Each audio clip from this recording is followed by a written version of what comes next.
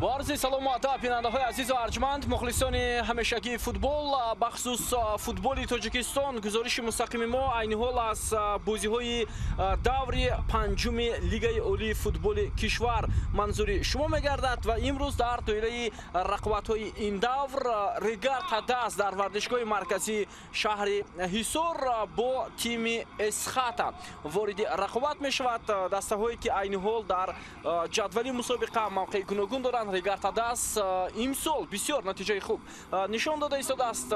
فوتبالبازان شهر ترسونزاده همین حالا یگانه دسته در لیگ عالی میباشند که با دروازه خود گل سر ندادند. این یک نشان دهنده بسیار خوب در 4 دوره رقابت‌های لیگ عالی فوتبال کشور است و امیدوار هستیم که این عنعنه از جانب بازیگران ریگار تداس ادامه میکند و میبینیم که اسخاتا میتواند اولین دسته شود که دروازه دسته ریگار تداس رو در رقابت امروز هم رخ نکند. با این سوال حتما بعد از 90 دقیقه پاسخ میگیریم بیننده عزیز و شاید خیلی بروقت‌تر، چون که زدن گل اگر از جانب بازیگران دسته اسخاتا میسر شود شاید ما در نیمه اول شاید در نیمه دوم این چیز را دیده میتوانیم. خب همه چیز برای این بازی آماده است. بازی نخست دور پنجم لیگ عالی فوتبال کشور بیننده عزیز که حالا در ورزشگاه مرکزی شهر حصار برگزار میشود. شاگردان زینالدین رحیموف مقابل شاگردان ایگور سوروف وارد رقابت میگردند و چون عنعنه قبل از شروع این رقابت سرود ملی جمهوری تاجیکستان صدا میدهد بیاید گوش میاندازیم و بعدا باز در مورد این رقابت با شما گفته میگذاریم.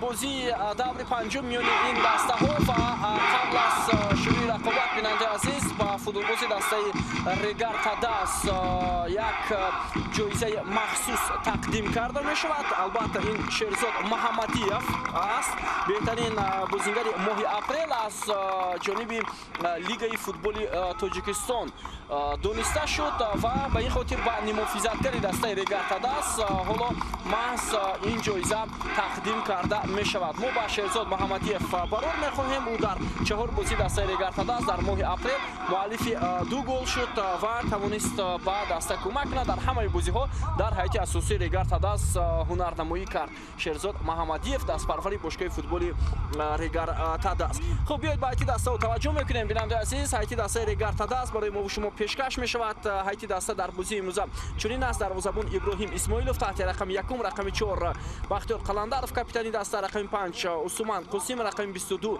یعقوب جان احمدов، 66 اسیلبек تیمورов، رقم 44 جوزف فیومبا، رقم 10 فیروز بوبیف، رقم 8 شهرت المرادov، 47 شیرزاد محمدیف، رقم 7 شرف جان صالحov و رقم 9 کوات و فریمپونگ زینالدین رحیموف سرمربی دسته ریگار تداس میباشد. هیئت داوران با البته ما در جریان رقابت برای شما گفته میگذاریم. داوران از شهر دوشنبه هستند و با راهبری سید جان زینالدینوف این بازی را حکمی میکنند. سید زینالدینوف هم اینک بازی чаҳорумаш аст агар хато накунам дар мавсими имсолаи лигаи олии футболи Тоҷикистон ки доварӣ карда истодааст ва ба ҳайати доварон дар дидори имрӯза кӯмак мекунанд. албатта боз нафарони дигар ва мо мутмаин ҳастем ки имрӯз бозӣ бисёр хуб ҳам сурат мегирад. Ба Саёдҷон Займидов дар бозии имрӯза албатта Шарифбек Нуриддинов ва Исломҷон Холиқов кӯмак мекунанд. Насло Кабиров довари чаҳорум, Гулмуроди Саъдова ва Вафо Қараев дар назди ВАР нишастанд ва лаҳзаҳои баҳснокро мавриди тафтиш қарор медиҳанд. Хуб, ҳайати дастаи Исхата Димитрий Стажила дарвозабон таҳти рақами 1, рақами 4 Абдураҳмон Узоқов, рақами 5 Сиёвуш Асоров, рақами 2 Соҳибҷон Ҳакимов, рақами 7 Саёди Ковусшо, рақами 17 Иброҳим Хон Эшонхонов, рақами 14 Ойбек Абдуғафоров, 63 Муҳаммад Шарифи Саидхоҷа, рақами 27 Далер Имомназаров, рақами 62 Ҷаҳонгир Эргашев, рақами 11 Амирҷон Сафаров аст. Ва бозингарони эҳтиёти дастаи Исхата имрӯз хеле зиёд ҳастанд ки дар курсии эҳтиётӣ қарор доранд ва назар ба бозии ахира ки дастаи Исхата анҷом дода буд, бинандаи азиз, дар майдони худ онҳо бо тими Равшан рақобат карданд ва 2 имтиёз аз даст доданд. Албатта тағйирот дар ҳайати ин даста ба назар мерасад ва имрӯз Рустам Сабуров дар ҳайати асосии ин даста ҳунарнамоӣ намекунад нисбат ба бозии гузашта ки мебинем Ҷаҳонгир Эргашев ба ҳайати асосии ин даста омадааст ва ҳамчунин Дилшод Каримов ки дар курсии эҳтиёти даста қарор дорад ва имрӯз Соҳибҷон Ҳакимов дар ҳайати асосии ин даста ҳунарнамоӣ карда истодааст ва чун ҳамеша Фатулло Фатуллоев ва боз чанд бозингари дигари ин даста дар курсии эҳтиётӣ қарор доранд.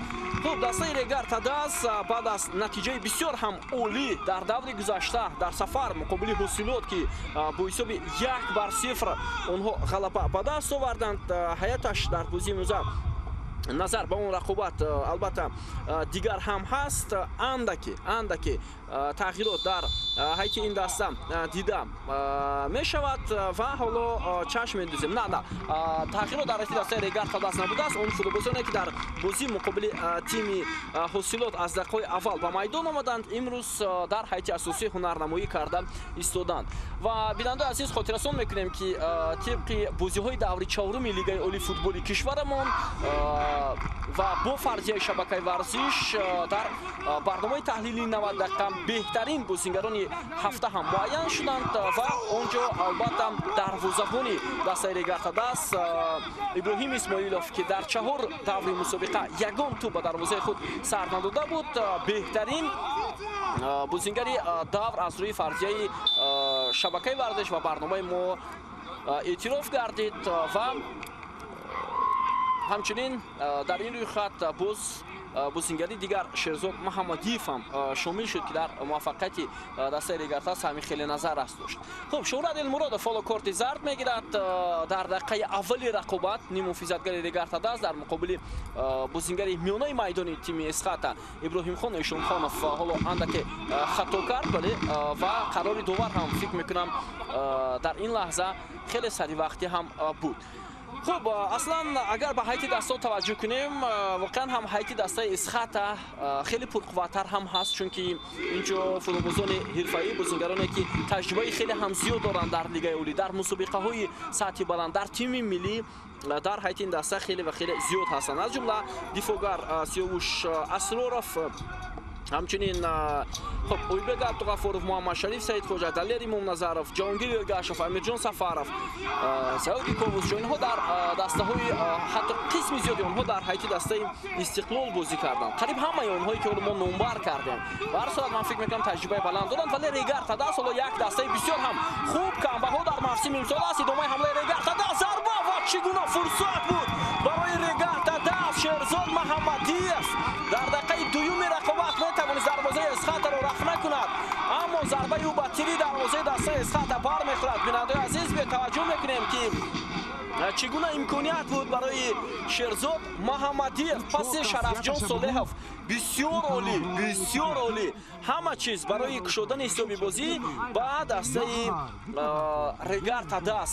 وجود داشت اما بخت اومد نکرد. اندکی ضربه شیرزاد محمدیف بلندتر از دروازه اسخاتا، یعنی بلند رفت و با تیر دروازه برخورد و حرکتش را دیگر کرد.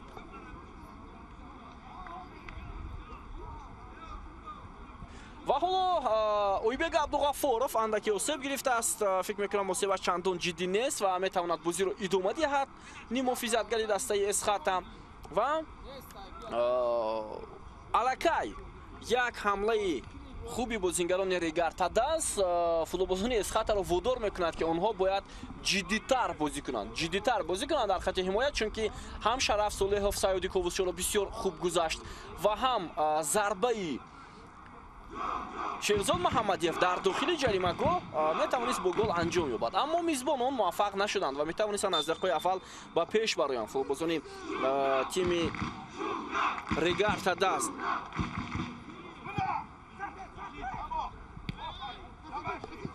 вало боз ҳам ҳамлаи футболбозони дастаи Регартадас. Асилбек Теймуров пас ба маркази майдон. Шӯҳрат Элмуродов ҳам ки узви дастаи олимпии кишвар буд, баъд аз баромади на чандон хуби дастаи олимпиямон дар Қатар баргашт ва ба ҳайати дастаи Регартадас ҳамроҳ шуд. ҳоло ду бозӣ пайҳам аст ки дар ҳайати асосӣ ҳунарнамоӣ мекунад. Теймуров ҳоло дар муқобили футболбози дастаи Эсхата Далер Имомназаров муваффақ намешавад, вале ба ҳар сурат фишори бозингарони Регартадас ҳамоно идома дорад. Шараф Солеҳов Регартадас аслан 15-20 рӯз қабл аз оғози саршавии мавсими имсола ҳунарнамоии худро дар лигаи олӣ тасдиқ кард. Алихтараш баъд аз ҷаласаи кумитаи иҷроии Федератсияи футболи Тоҷикистон ба онҳо иҷоза дода шуд ки дар лигаи олӣ бозӣ кунанд ва ҳайати комил ҳам ҷамъ накард, аммо бо доштани чанде аз футболбозони бо таҷриба, бозингароне ки дар ҳайати ин даста ҳунарнамоӣ карданд, соли гузашта ҳам мебинем ки натиҷаҳо хуб ҳам ҳаст ва дар оғози мавсим мақсади асосии дастаи Регартадас роҳбарияти ин тим он буд ки онҳо мехоҳанд то саршавӣ ё оғози равзанаи гузариши футболбозон ки тобистони ҳамин соли ҷорӣ аст натиҷаи хуб ба даст оваранд ва мавқеи худро хубтар кунанд. Вале мебинем ки Регартадас дар қатори беҳтаринҳо аст дар ҷадвали мусобиқа. Барои ҳамин ҳам фикр мекунам шояд худи роҳбарияти даста интизор надоштанд. маълум мешавад ки сутуни мураббиён хуб кор карда истоданд, бозингарон ҳам хеле ангезаи баланданд. чун Регартадас ҳоло солҳои охир мебинем ки аз лиҳози молиявӣ чандон танқисӣ надорад. фурсати навбатӣ барои Регартадас. Шараф Солеҳов имконият барои дастаи Регартадас. партоби ва гол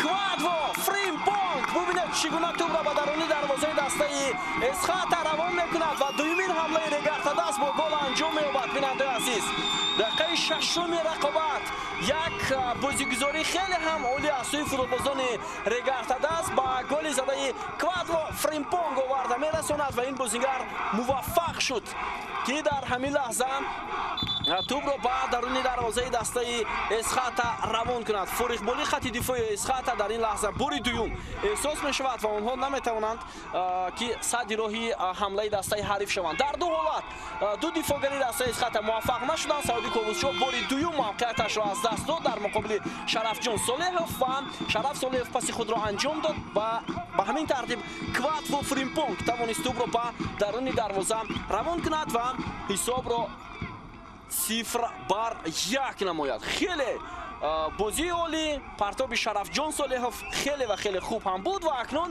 як гурӯҳи мухлисони хурдакаки Регартадас ки имсол хеле фаъол шуданд дар ин варзишгоҳ қарор доранд ва ин гурӯҳи хурдакаки дастаи Регартадасро ки мо шумо мутаваҷҷеҳ мешавем ва мебинем, аслан худи онҳо тасмим гирифтанд ки ҳамеша бояд дар бозиҳои дастаи Регартадас хо дар бозиҳои хонагӣ хо дар бозиҳои сафарӣ фаъол бошанд ва ба даста таъсири равонӣ расонанд. албатта ба таври мусбат дар назар дорам ва фикр мекунам муваффақ шуда ҳам метавонанд, чун Регартадас мо медонем яке аз дастаҳои таърихии футболи кишварамон аст, яке аз тиме ҳаст ки воқеан ҳам натиҷаҳояш бисёр хуб буд ва ҳамеша бо истиқлол дар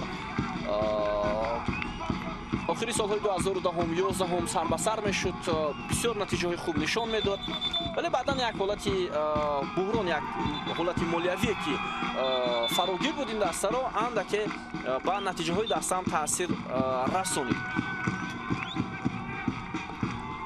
хуб, Саиди Ковусшо ҳоло тӯбро аз алба бозӣ медорад. Ойбек Абдуғаффоров, Далер Имомназаров, Ҷаҳонгир Эргашев ва Осуман Қосим на Ҷозеф Феума тӯбро мегирад аз ҳамлагари дастаи Эсхата ва партоби баланди ӯ ба Квадво Фримпонг, аммо ин ҳамла бенатиҷа ба поён мерасад. Регар Тадас аслан мавсимро бисёр хуб шурӯъ кард. онҳо бо ҳисоби 2-0 бар дастаи Вахш пирӯзӣ ба даст оварданд дар даври аввали мусобиқа ва ҳоло андаке фикр мекунам аз берун ба Саиди Ковусшо таъсир расонида истоданд. киҳо бошанд? мухлисон бошанд ё нафарони дигар? ҳоло коргардон Саиди Ковусшоро барои мо шумо нишон медиҳад. маълум нест ки ҳоло кӣ аз берун таъсир расонида истодааст. шояд аз курсии эҳтиётӣ дастаи Регар Тадас. ҳоло ин чиз барои мо маълум нест. хуб, баъдан Регар Тадас дар даври дуюм муқобили Куктош бозиро мусовӣ кард дар сафар 0-0. дар даври сеюм шогирдони Зайниддин Раҳимов ба ҳамин натиҷа расиданд бо дастаи Хуҷанд дар майдони худ ва дар даври гузашта бо ҳисоби 1-0 дар муқобили тими Ҳосилот ғалаба ба даст оварданд, он ҳам дар ноҳияи Фархурд. Эсхата мавсимро чандон хуб шурӯъ накард. тамошобинони азиз, тими шаҳри Хуҷанд дар даври аввал дар дерби шаҳри Хуҷанд аз тими Хуҷанд мағлуб гардид ва дар даври дуюм шогирдони Игор Суров дар муқобили тими Артиш дар майдони худ бо ҳисоби 0-3 ба бохт рӯбарӯ шуд ва албатта ин то як андоза нигаронкунанда ҳам буд барои даста. ҳоло идомаи ҳамлаи Регар Тадасро мебинем. Квадво Фримпонг, Шараф Солеҳов боз ҳам дар ҷаримагоҳ, вале тӯбро инҷо Иброҳимхон Эшонхонов аз назди ҷаримагоҳ зада дур мекунад, вале тӯб дар ихтиёри бозингарони Регар Тадас аст. Осуман Қосим ва паси хатои ӯ акнун ҳамлаи ҷавоби дастаи Эсхатаро мебинем. Далер Имомназаров, мавқеат барои футболбози рақами 27 дастаи Эсхата, пас ба марказ Ойбек Абдуғаффоров, бозигузори хеле хуби футболбозони Эсхатаро мебинем ва имкони зарбазадӣ барои Ойбек. инҷо аз ҳама беҳтарин вариант фикр мекунам зарба буд ки Ойбек мехост пас диҳад ва бенатиҷа ин анҷом шуд. Муҳаммадшариф Саидхоҷа, Ойбек Абдуғаффоров, партоби хеле ҳам хуб ба канори майдон. ҳоло идомаи ҳамлаи дастаи Эсхата, Саиди Ковусшо, пас ба марказ, боз ҳам Абдуғаффоров. идомаи ҳамла Ҷаҳонгир Эргашев, зарбаи Ҷаҳонгир Эргашев ту ба капитани дастаи Регар Тадас Бахтиёр Қаландаров бармехӯрад ва андаке ҳамлаи дастаи Эсхата бартараф мешавад. инҷо садои штаки довар Саидҷон Ҷалалиддинов аз он аст ки муқобили бозингари Регар Тадас хато сурат гирифтааст. хуб, баъдан Эсхата дар даври сеюм дар сафар ғалабаи худро ба даст овард дар майдони Ҳосилот ки натиҷаи хуб буд ва онҳо ду бохти аввали худро ҷуброн ҳам карданд ва дар даври гузашта дар майдони худ муқобили равшан ба натиҷаи мусовӣ 1-1 расиданд. як бозие ки баҳсҳои хеле зиёдро ба миён дошт. ба иттилои баъзе аз мухлисон, коршиносон, намояндаи дастаи равшан голи задаи Эсхата вориди дарвоза нашуда будааст ва инро ҳам дар барномаи 90 дақиқа мавриди таҳлил қарор додем. бисёр нофаҳмо ҳам ҳаст, эҳтимолияти зиёд ҳаст ки гол нест, эҳтимолият ҳам ҳаст ки гол ҳаст. ба ҳар сурат хеле душвор аст дар мавриди ин гол ҳарф задан ва барои албатта Эсхата ки бисёр муҳим ҳам буд. ва боз як ҳамлаи дастаи Регар Тадас, аммо боз ҳам бенатиҷа. хуб, ҳоло агар ба ҷадвали мусобиқа таваҷҷӯҳ кунем, дастаи Регар Тадас бинандаи азиз дар зинаи шашуми мусобиқа аст бо мазорат мепурсем, баръакс дастаи Регар Тадас айни ҳол ба истиснои албатта ҳамин рақобат пас аз 4 даври мусобиқа дар зинаи сеюми ҷадвал аст. дар 4 даври мусобиқа шогирдони Заинди Раҳимов 2 ғалаба, 2 натиҷаи мусовӣ ба даст оварданд, 3 тӯб заданд ва 1 тӯб сар надоданд ва бо 8 гол ба даст Истиқлолу клуби маркази вардиши Артиш дар зинаи сеюм қарор доранд. Истиқлол 12 имтиёз дорад, клуби маркази вардиши Артиш 10 имтиёз, Регар Тадаст 8.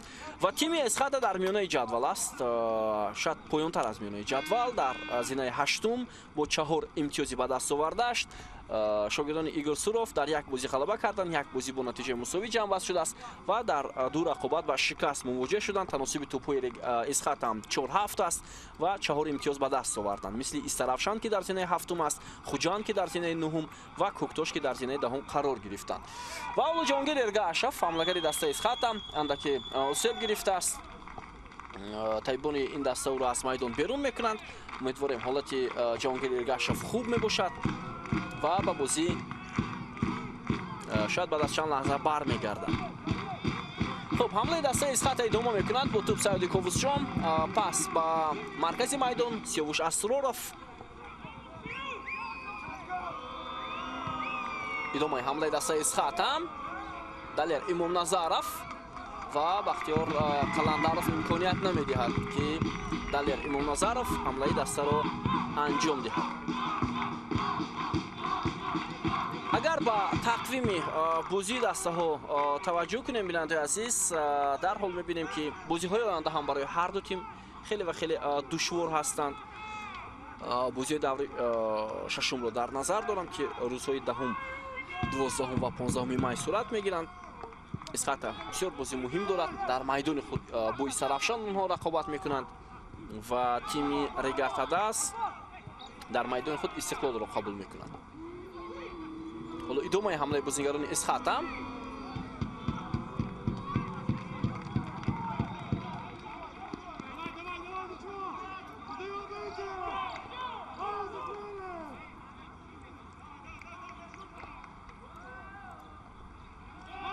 аут ба фоидаи бозигарони Регар Тадаст.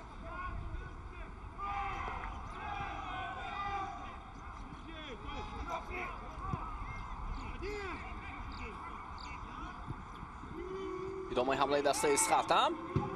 Имомназаров пас ба Муҳаммад Шариф Саидхоҷа. онҳо мавқеи худро иваз карданд. зарбаи Муҳаммад Шариф ва тӯб ба пои Осман Қосим мерасад, бармегардад.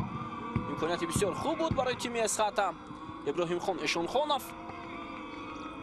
имконияти идома додани ҳамла барои бозигарони Эсхата вуҷуд дорад. ҳоло партоби Далер Имомназаров ва Осман Қосим мубориза мебарад ва ин ҳамлаи дастаи ҳарифро барбод медиҳад. хеле имконияти хуб буд, махсусан зарбаи Муҳаммад Шариф Саидхоҷа, вале бубинед садди роҳи зарбаи Муҳаммад Шариф Саидхоҷа шуд. Осман Қосим ва ин вазъиятро бартараф кард. хуб, ҳоло зарбаи кунҷиро бо иштироки бозигарони меҳмон мебинем. Муҳаммад Шариф Саидхоҷа тӯбро аз кунҷи майдон ба бозӣ медарорад ва мебинем ки ин корро чӣ гуна анҷом медиҳад бозигари рақами 63 дастаи Эсхата.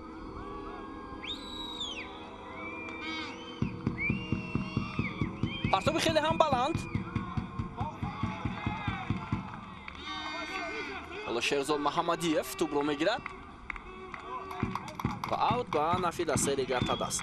бозиҳои даври панҷуми лигаи олӣ боз идома мекунанд, бинандаи азиз. рӯзҳои дигар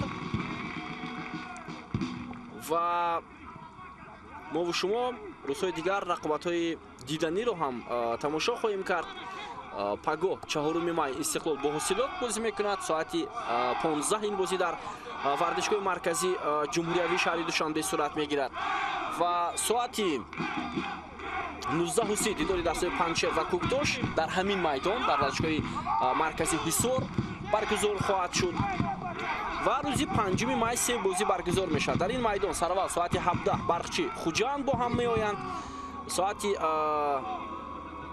20 клуби маркази вардиш Артиш бо Вахш ва Равшан бошад бозии худро дар майдонаш дар шаҳри Кӯло баргузор мекунад. Паго ин рақобат соати 16:30 манзури уман баргузор мешавад бо Истаравшан. Шерзод Маҳаммадиев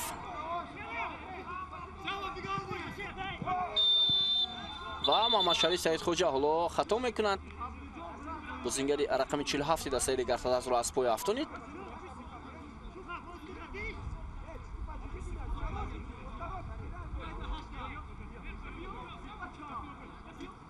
خب بیاید میبینیم بله نودروس بازی کرد محمد شریف سعید خوجا و ضربه جریمه‌ای برای رگارتاداس.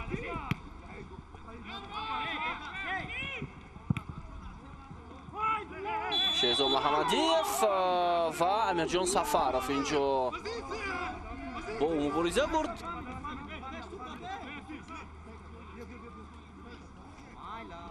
ولی باز هم شهزاد محمدیف در این حالت از پای افتید.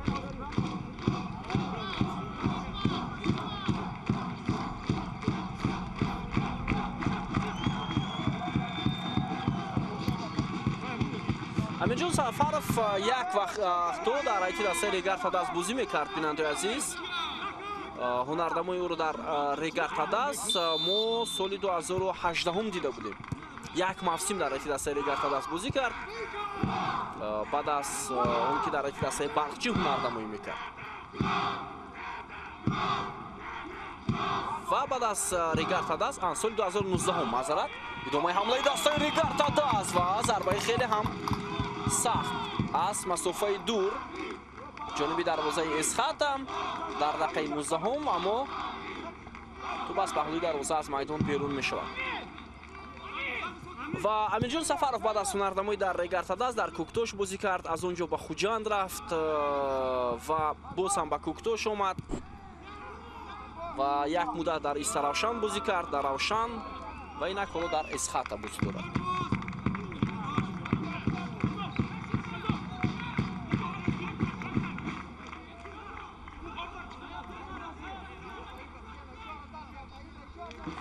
اسخات این سال هایتی خیلی خوب جمع کرد و تا حال نتیجه ها چندان خوب نیستند. به هر صورت برای دسته مذکور ببینید که به هایتی دسته کیها آمدند. فتولوف که در چمپیوناتی بنگلادش بازی میکرد وقتی محمد شریف سعید خوجا از تیم روشن کلوب با هایتی دسته همراه شد.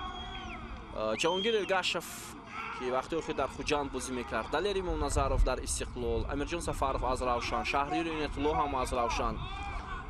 خب سوراب خوجا یوسفov دروازه‌بان جوان که در کلوب مرکزی ورزش ارتش بسیار خوب هنردمایی میکرد. حالا در هیئت دسته اسخات است اما ببینید که در هیئت اساسی این تیم دیمیتری استاژیلا بازی دارد. دروازه‌بان روس ولی ریشه‌های کشور مولدووا رو هم دارد. هنردمایی کرده شده است و سوراب خوجا یوسفov هم مهارت خیلی بلند دارد. خوبتر می بود که بیشتر با بازیگران محلی امکانیت داده میشد ولی مربی اسخات که مربی خارجی است حالا با این دروازه‌بان امکانیت داده شده است. دروازه‌بان مذکور 32 ساله است و اصلا در مولدووا تولد شده است. 2 متر 4 سانتی متر قد دارد. دروازه‌بان دسته اسخات و بعدم باز فوتبالبازان دیگر آمدند. فردوس چکالов سعودی کووزچو از دسته های دیگر و هایتی این تیم ولی بودن فوتبالبازانی که ترک این دسته کردند. بویرجان سنگینوف با خوجند رفت. بختیار ظریفov با روشن. دلشاد بازارov با خوجند. حسین نورماتov با هایتی دسته حسیلو.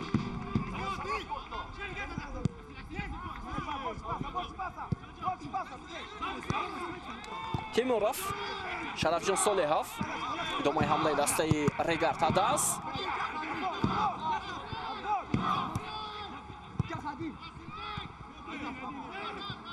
بازیگران اسخات میخوان توپ رو بیشتر زیر نظارت خود گیرند. سعودی کووزچو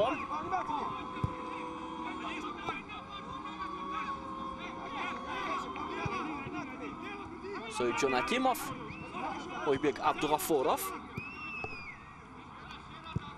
سیاوش اسرارov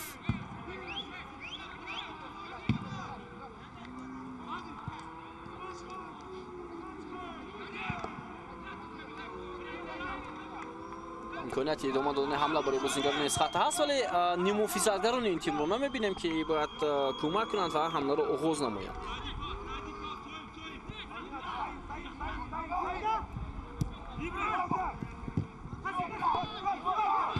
ادامه حمله دسته ریگارد به نتیجه و اکنون عکس‌العمل حمله دسته اسخط را می‌بینیم. تماشاگران عزیز، پاس به کنار چپ میدان، امکانیت بسیار خوب هم هست. حالا دلیر امام نظرов با توپ و جریمه‌گاه دسته ریگارد از همراه میشد. پرتابی او ولی در این لحظه عثمان خوسیم این وضعیت رو برطرف کرد و ضربه محمد شریف سعید خوجا خطا رفت.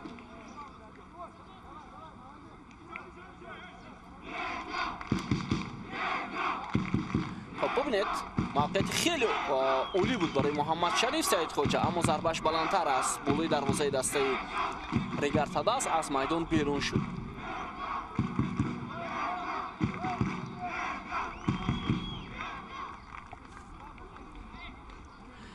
بازی‌های لیگ عالی تماشاگران عزیز این شب روز بسیار با یک احساسات خیلی هم بلند صورت گرفته ایستاده است. نتیجه ها هم البته برای بعضی از دسته ها خوب نیست، برای بعضی دسته ها خوب. مثلا در موسم امسال ما می‌دانیم که همیشه استقلال با هیئت خود در مقابل دسته ها موفق شده میتواند و افضلیت بیشتر دارد. ولی امسال حالا کلوب مرکزی ورزش ریگارد هداس دسته‌هایی هستند که و حتی سیلوت نوبت از اون دو باخته که داشت موسم رو بسیار خوب شروع کردن. حالا ادامه حمله ریگارد هداس.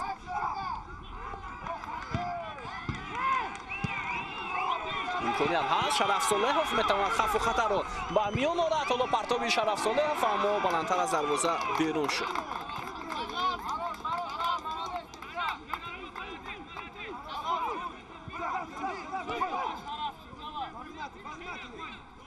چون الان پیش از بازی‌های لیگ عالی رقابت هیئت جوانان هم یک روز پیش برگزار می شود و بیشتر یک روز پیش برگزار می شود و دسته جوانان ریگارد هداس در بازی مقابل جوانان اسخط با حساب 2-0 غلبه کرد.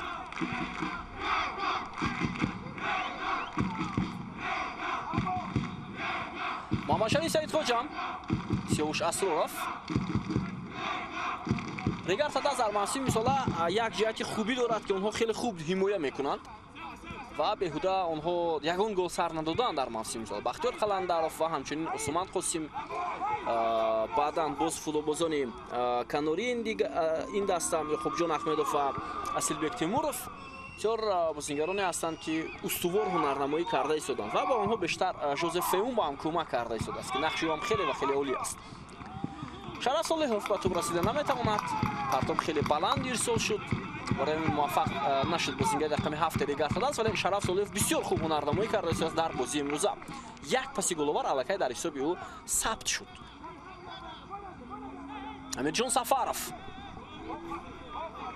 توپ رو میگیرن بازیگران ریگارد هداس، اما برخورد بسیار پرشدت، خیلی برخورد پرشدت از جانب دو بازیگر هر دو دسته ابراهیم شونخانov و ژوزف فیومبا.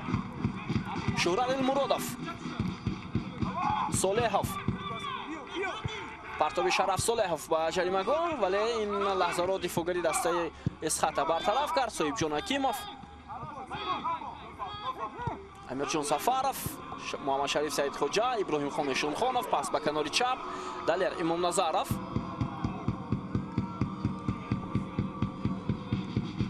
در کرسی احتیاطی دسته اسخط بازیگران خیلی با تجربه خیلی زیاد هستند. شهریار عنایت‌الله، دلشاد کریمов، رستم صبورov، حجی عبدالمنون بازیگر هیئت جوانان 20 ساله کشور، عبدالصمد صمدov، فتحالله فتحاللهov، مومینجان مومینov. ولی وقتی آخر شوکت حاتم در هیئت این دسته نیست، نمیدونم با کدام سبب.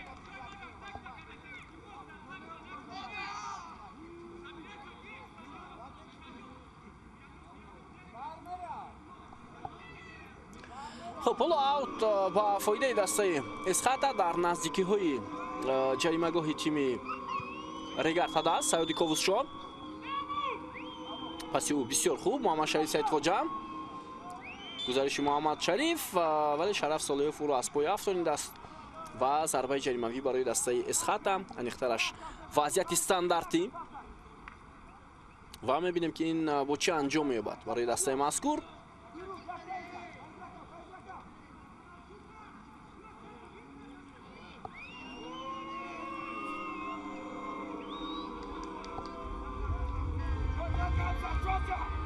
خب بالا در امام نظرов در نزد توپ.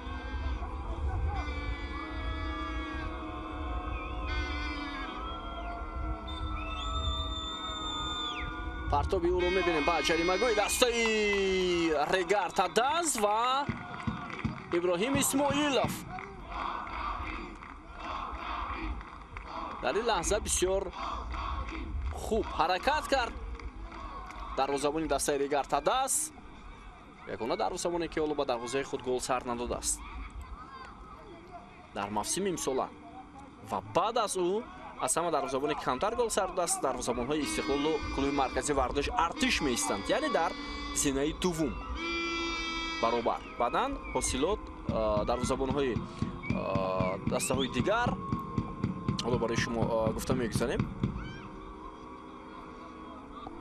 خب بیشتر اول ضربه کنجی رو تماشا می‌کنیم. پرتاب خیلی هم بلند و وضعیت بسیار خوفناک و صاحب حکیموف میتوانست با سر ضربه زند اما به توپ نرسید. پرتاب اندکی بلندتر هم اجرا شد از جانب محمد شریف سعید خوجا. و استقلال کلوب مرکزی ورزش ارتش در زینه دوم هستند که یک گلی هلو سر دادند در 4 دوره مسابقه. تیم حاصلات روشن 4 گلی الکی سر دادند که به هر یک بازی یک گلی راست میآید. یعنی 3 دسته که ما نمبر کردیم: استقلال، کلوب مرکزی ورزش ارتش، ریگارتاداس که حالا در 3 گانه اول هستند. اینا خط دفاعی خیلی خوب دارند در موسم امسال در 4 دوره مسابقه. خب سعید زایندینوف فالو اشاره میکنند که زود تایبانی دسته اسخط به میدان برگردند. نه، اینجا اشاره میشود که حالت اویبک عبدالغفارов خوب است و او میتواند بازی رو ادامه دهد. اویبک عبدالغفارov هم تماشاچیان عزیز از زمره بازیگران خوب هم هست. یک مدت اگر خاطرتان باشد وقتی که او خیلی خوب میدرخشید در هیئت دسته برقچی یک باره با استقلال هم دعوت شده بود و اما در استقلال موقعش رو پیدا کرده نتوانست اویبک عبدالغفارov. و این بازیگر 29 ساله هم در چند دسته‌های دیگر کشور هنرنمایی کرده است. ضربه بسیار خوبی شرف صالحوف بیرون از جریمه‌گاه در دقیقه 31 رقابت. بهترین شانس برای دسته ریگارتاداس بود.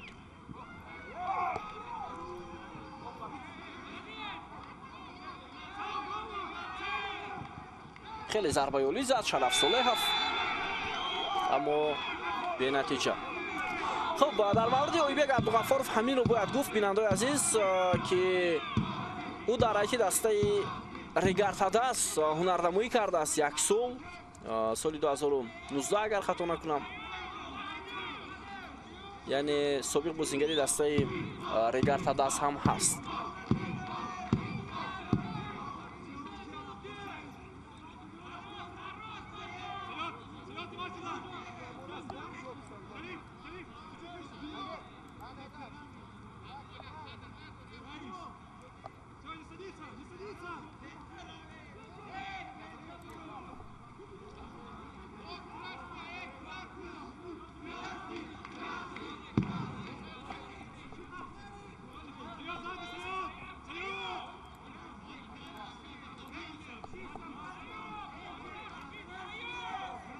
خب برکه دقیقه 32 بازی است تماشاچیان عزیز.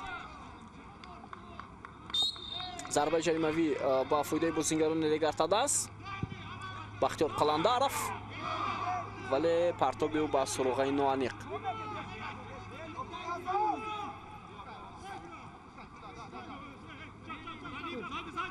صاحب حکیموف، جوزف اومبا، اسلبک تیموروف، ابراهیموف. حالا ضربه با شهرزاد محمدیف خیلی دقیق.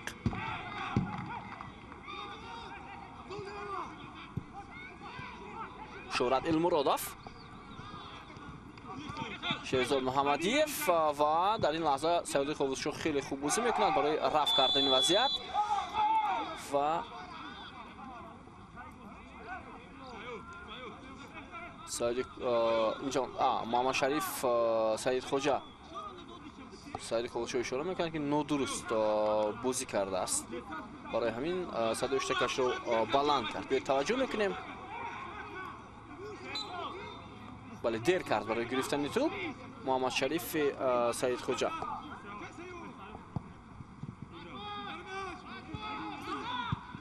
اسروروف جوزف فئونبا فریمپونگ ادامه حمله دست ریگارتاداس باز هم حمله یا فشاری بازیگران ریگارتاداس ادامه کرده ایستاده است. ضربه خیلی هم سختی بازیگری رقم 4 دسته اسقاط عبدالرحمن اوزوقوف بود و این خوف و خطر برطرف شد. سیوش اسروروف ابراهیم خان اشونخونوف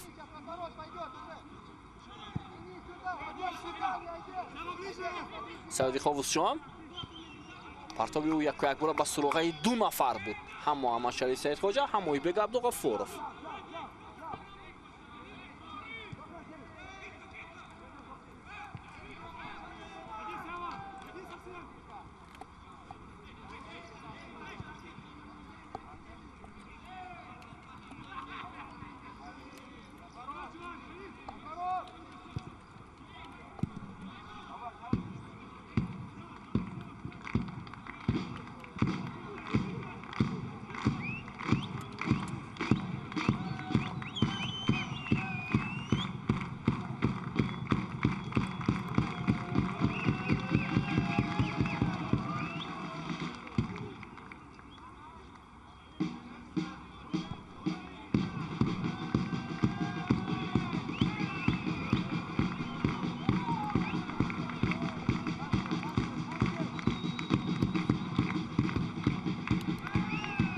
ادامه حمله فوتبالبازان اسقاط هم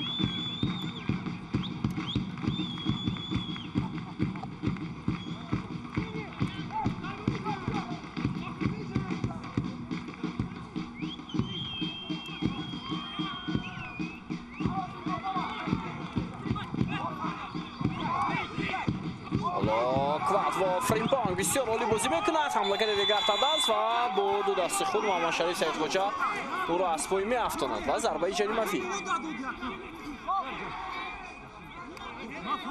زنده رحیم فالایی تیروز میکند با دوار نمیدونم به خاطر چی، شاید به خاطر اونکه باید با بازیگر اسقاط کارت زرد نشون میداد. خب هنرنمای حمله کرده ریگارتاداس بسیار خوب بود. امروز گل دومش در موسم امسال چمپیونات تاجیکستان به هدف رسانید. در دور اول او با دروازه دسته وخش گل زده بود و اینک امروز با دروازه دسته اسقاط.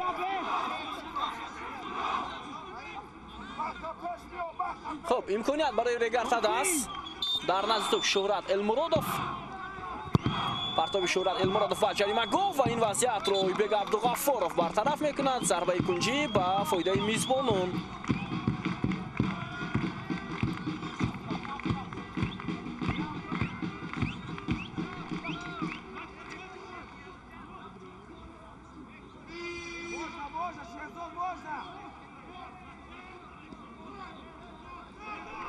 خب بیاید میبینیم بیننده عزیز با حمله فوتبالبازان ریگارتاداس شرافجان صالحов فیروز بابیف ادامه حمله بازیگران ریگارتاداس صالحов امکانیت هست برای شرافجان.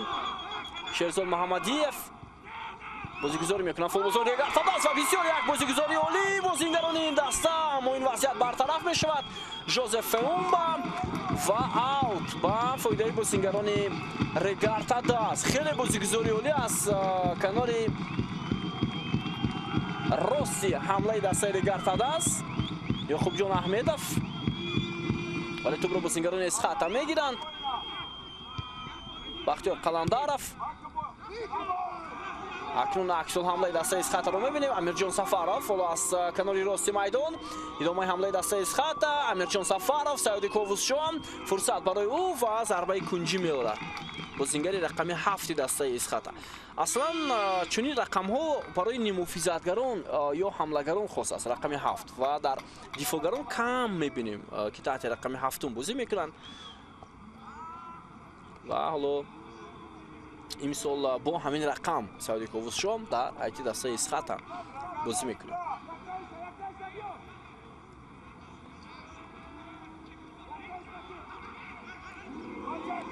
خب یه توجه میکنیم با ضربه کنجی بازیگران اسخات هم دلیر امام نظرов پرتاب بلندی دلیر امام نظرов حالا بسیار حالتی دشوار ولی ابراهیم اسماعیلوف توپ رو داشته میگیره.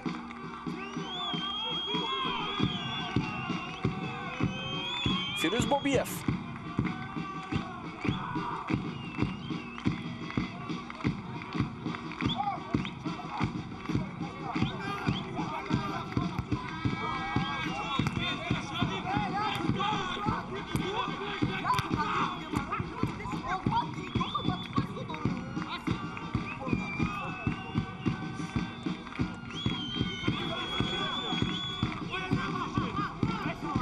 امکاناتی رو دادن حمله برای بازیکن نگهداشت وجود داشت ولی در این لحظه سیاوش اسرورов فرصت نمیدهد با بازیکن تیم نگهداشت که حمله را ادامه دهد. خودی بازیکن رقم 5 دسته اسخات بود تو Узоқов Асроров дақиқаи 39 рақобат Саъди Ковусшом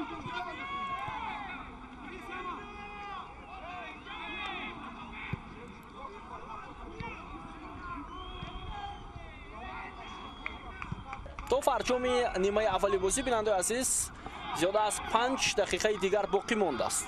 ҳисоб 1-0 ба фоидаи футболбозони Регартадаст. Фримпонг бисёр олӣ бозӣ мекунанд барои гирифтани туп. вале дифоъгари Исхата Сиёвуш Асроров ин вазъиятро рафъ мекунад. аксари ҳамлаҳои дастаи Регартадаст тавассути марказ сурат гирифта истодааст ва аз канорҳо ҳам ҳамла мекунанд, аммо хеле камтар. ин бархурди дифоъгари Регартадаст ва ҳамлагари Исхата Ҷаҳонгир Эргашев буд ки ӯ ҳам эътироз мекунад ба дувари бозӣ.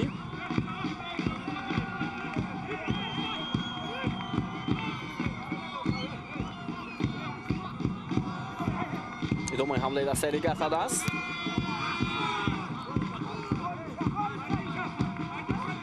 Муҳаммадшариф Саидхоҷа, Ҷаҳонгир Эргашев, Далер Имомназаров, партоби ӯ ба ҷаримагоҳ ва бозигарони хатти дифоъи Регартадаст ин вазъиятро ҳам бартараф мекунанд. Сиёвуш Асроров, Узоқов,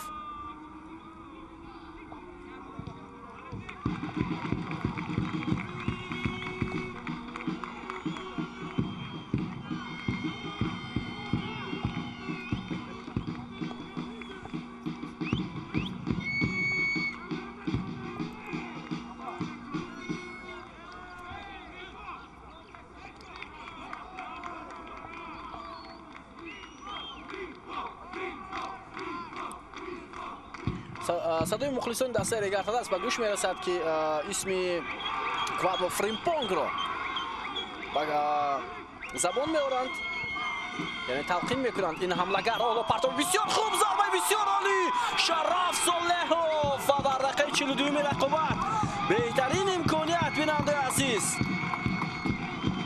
партоб аз канори майдон хеле олӣ буд ва зарбаи Шарафҷон Солеҳов ҳам бисёр хуб ба назар расид.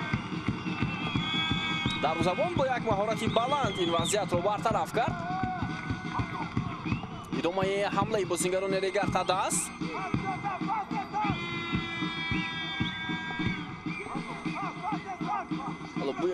бо дигар таваҷҷӯҳ мекунем ба ҳамлаи ҷавоби бозигарони тими Регартадаст. Шерзод Муҳаммадиев, فیروز بابیف از پای افتید و دوا میکند که مقابل قاعده بازی ویران شد. و زاینده رحیمов در مرز میدان لحظه به لحظه اول دستور داده شده است به شاگردانش که باید در حمله حریف اندکی قفاتر آیند و در خط دفاع مستحکم بازی کنند، یعنی استوار.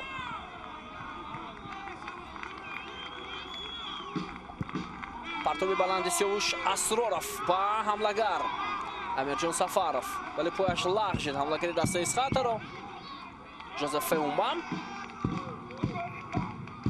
ابراهیم اسماعیلov،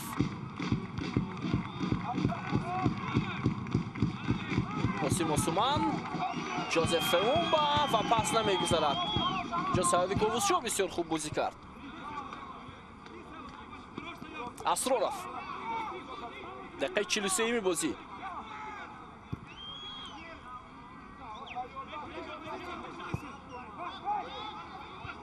فیومبا حرکت میکند در مقابل حملگری دسته اسخاطه. حالا ایبگ عبدالغفارов، سعودی کووسشو، پس به مرکز ابراهیم خان اشونخانов، اسرارов،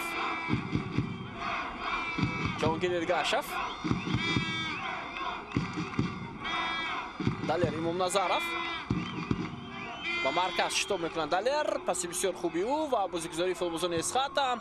پرتو با جریمه‌گاه دسته ریگارد داده است ولی امیرجان سفارов خوبتر به توپ رسیده نتوانست. شرف صالحov، شهزاد محمدیف، جوزف فیومبا در مرکز ادامه حمله دسته ریگارد داده است. فیومبا پس با اسیلبек تیمورов از کنار چپ میدان لگنری ازبکستانی دسته ریگارد است تلاش میکند. فیومبا موقعیت برای بازیگران ریگارد است در مقابل 3 نفر. فیومبا و ضربه کنجی میآورد برای تیم ریگارد است. به هر صورت حالا 44 دقیقه سپری میشود و شاگردان زاینده رحیمov خیلی با یک باوری تون با بازیگزاری ها عالی هنرنمایی کرده ایستادند.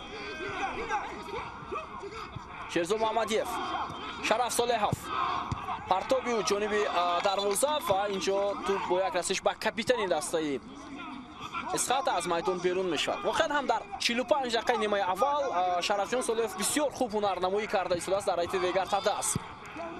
ولی اینجا حمله ریگارد است قطع شد. به هر صورت باز امکانیت ادامه دادن بود اما اکنون بازیگران مهمان تلاش میکنند. حالا با توپ جهانگیر ارگاشев پس به کنار، هرچی بیشتر آنها باید با خط حمله متوجه شوند. پرتاب بسیار هم خوب امیرجان سفارov ولی توپ را از پای حملگری اسخاطه میگیرند بازیگران میزبان.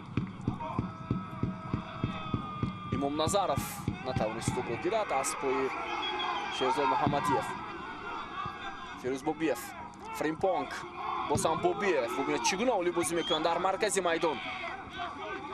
فوتبالبازان شهری ترسونزاده، شهرت المرادov،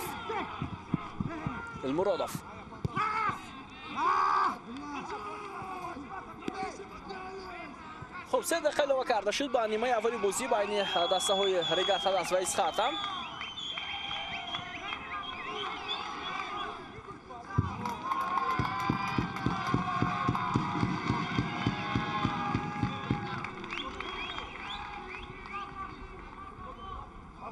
فیروز بابیف، پرتابی خیلی خوب اما سیاوش اسرارov اولین شده این وضعیت رو برطرف کرد. فیومبا، شرف صالحov، اسیلبek تیمورov، جوزف فیومبا ادامه حمله دسته ریگارد است. خیلی عالی هنرنمایی کرده ایستادن بازیگران ریگارد است. شرف صالحov امکانیت برای این بازیگر ولی تا انجام نتوانست حمله رو خوبتر ادامه دهد.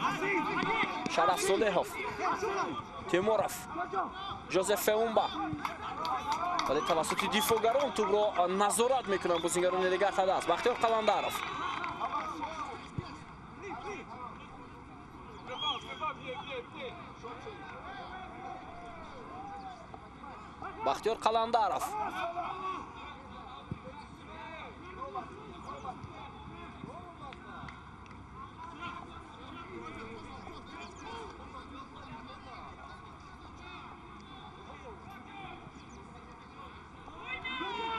ادامه حمله دسته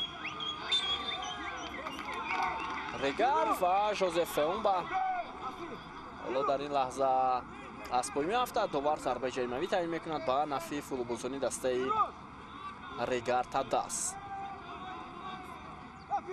بله جهانگیر ارگاشف اینجا خطا کرد و اکنون ضربه جریمه‌ای در دقیقه آخری نیمه اول بازی.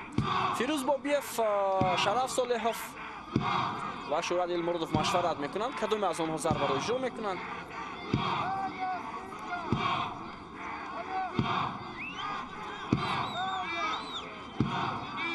خب فیروز بابیف و شرف صالحوف آمادگی میگیرند. اگر شرف صالحوف ضربه بزنند شاید ضربه راست باشد، ولی فیروز بابیف بازیگذاری میکند. اینجا حمله بازیگران دیگر تدست به نتیجه با پایان میرسد. آنها میخواستند که یک حمله خوب انجام دهند جانب دروازه حریف.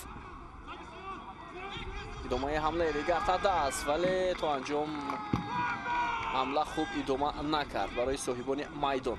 خب 3 دقیقه علاوه کرده سعید زین‌الدینوف داور بازی با اتمام رسید و همینطور قسم اولی رقابت خاتمه یافت. تماشاگران عزیز با حساب 1-0 فوتبالبازان دیگر تدست با گل زده کواد و فریمپونگ برتری نشان میدهند در نیمه اول و بعد از چند لحظه قسم دومی بازی شروع می شود. ما شما خواهیم دید که نیمه دومی رقابت چگونه میان این دسته ها برپا میگردد. ما رو ترک نکنید و بعد از تنفس برمیگردیم با نیمه دومی بازی.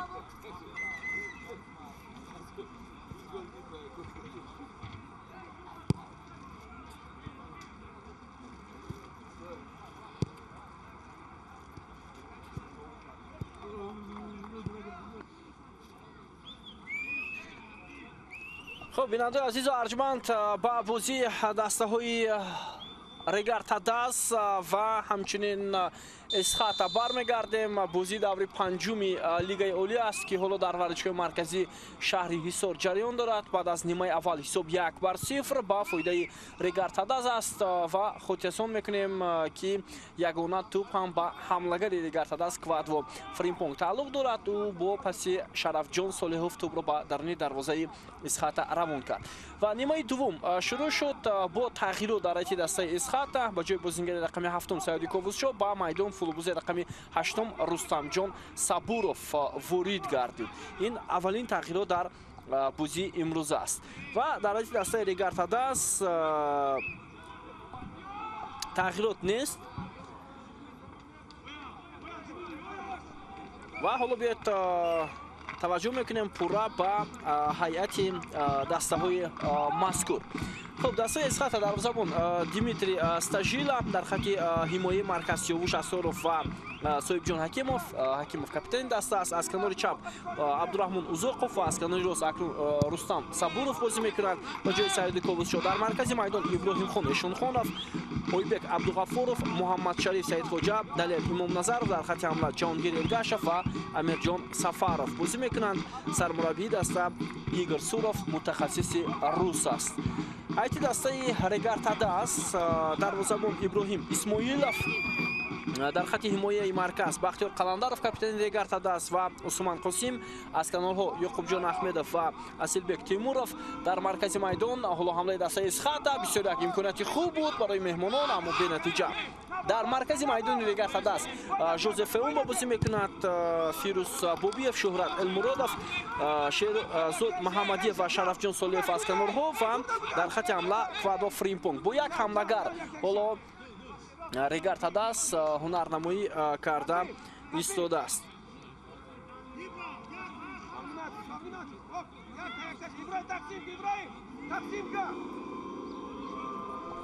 خب یه ضربه کنجی رو میبینیم با اشتراک بازیگران تیم اسخاتا. اولین ضربه کنجی اونها در نیمه دوم. حالا محمد شریف سعید خوجا توپ را از اوت با بازی میدارد. پرتاب محمد شریف و این وضعیت رو عثمان قاسم برطرف میکند، دفاعگر مرکزی تیم ریگار تدست که در این لحظه بسیار خوب هنرنمایی کرد و مرتبه دوم کوشش میکند محمد شریف سعید خوجا باز یک پرتاب دیگر برای هم دسته هایش ارسال کند. این دفعه خیلی بلندتر و ابراهیم اسماعیلوف از دروازه بیرون آمد و این حالت رو برطرف کرده توانست. حمله جوابی دسته اسخاتا ولی پرتاب خیلی بلند بود.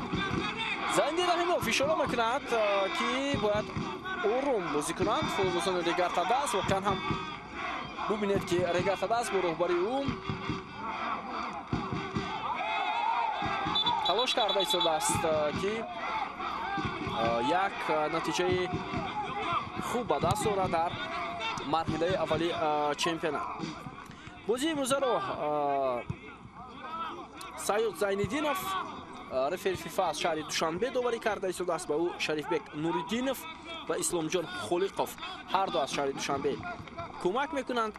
داوری چهارم نصرالله کبیرов از شهر نورک، گلمرود سعدالله از شهر دوشنبه در نزیور همراه با یاردمچی خود وفا قریف از شهر نفت و زحل خوجانظرov از دوشنبه قرار دارند. کвадво حالا در مرگ مزد جوزف اونبا بود، شرف صالحov. حالا هم دیگر فهمی خوبی شرف صالح و شهرت المرادov. ادامه حمله دیگر تا دست صالحov، پس بسیار خوب بازم شهرت المرادov از کنار ارسال توپ، ولی اینجا المرادov پرتاب نیو پس داد اگر خطا نکنم.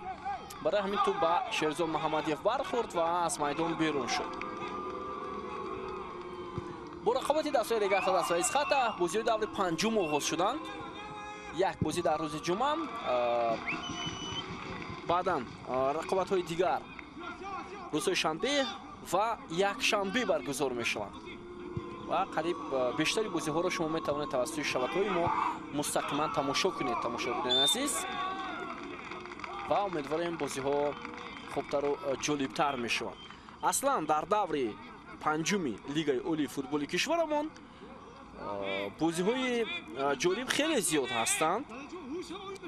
تماشاگران عزیز، از جمله غیر از همین رقابت بازی جالبی دیگر که روزهای شنبه و یک شنبه برگزار میشوند، این با اشتراک استقلال حاصلات پگاه البته بازی دویم در ورزشگاه مرکزی جمهوری پایتخت کشورمان صورت میگیرد، استقلال با حاصلات، و این بازی واقعا هم خوب است در این دور.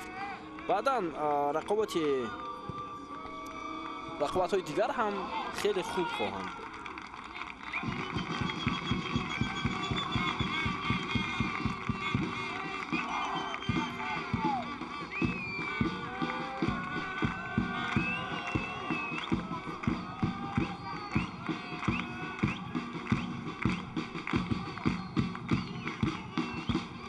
محمد شریف سید خوجا، امیرجان سفارov، جهانگیر ارگاشov، باز هم محمد شریف سید خوجا، ولی پرتاب خیلی هم بلندتر از میدان بیرون میشه.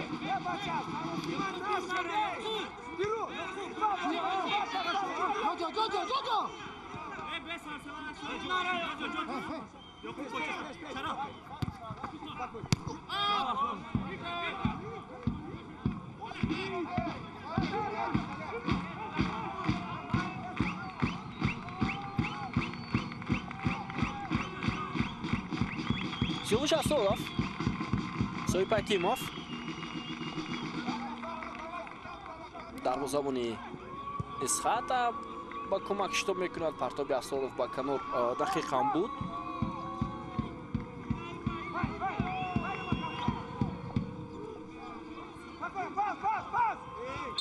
و اینجا خطا در مقابل بازیگر دیگر در صورت میگیرد. جهانگیر ارگاشov خیلی نگران است از این قرار.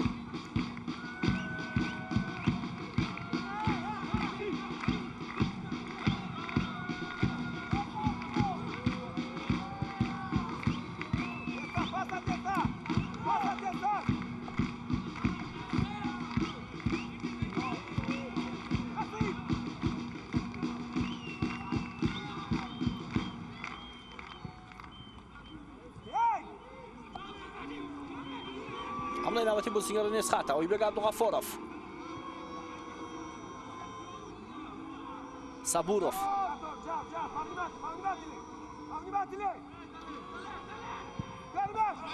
ادامه حمله دسته اسخطه ولی موفق نمیشن شاگردان ایگور سوراف، سیوش اسورov، محمد شریف سید خوجا، شرف صالحov، شهرت المرادov، ولی تو لحظه آخرین فشار آورد شهرت المرادov. اکنون عکس العمل دیگر خطا از میانه میدان صورت میگیرد. فیروز بابیف با توپ، المرادov، بابیف و شهرت المرادov را از پای میافتاند. سیوش اسورov و کارت زرد میگیرد این دومین کارت زرد در بازی امروز است. تماشاچیان عزیز، قبلا شهرت المرادов در نیمه اول کارت زرد گرفته بود، حالا باشد دفاعگری اسخاتا سیاوش اسرارов. بیا توجه میکنیم که بسیار دغل بازی کرده است. فوتبالبازی رقمی 5 مهمانان. خب در نزد توپ باز 2-3 نفر قرار میگیرند، شاید مشورت میکنند برای زدن ضربه جریمه‌ای. شرف صالحов است اونجا.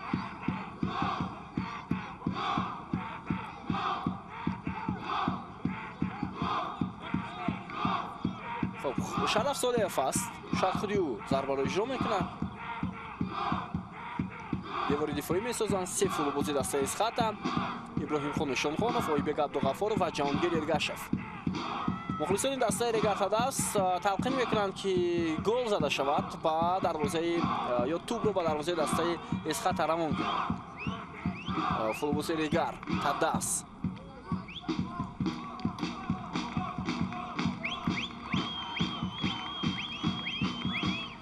خب بیاید ببینیم ضربه شرف صالحов را، ضربه سختی و امکانیت برای رگرتادست و مراتبه دوم. اینجا ضربه زده شد با پای چپ شهرت المرادов، ولی با او امکانیت داده نشد.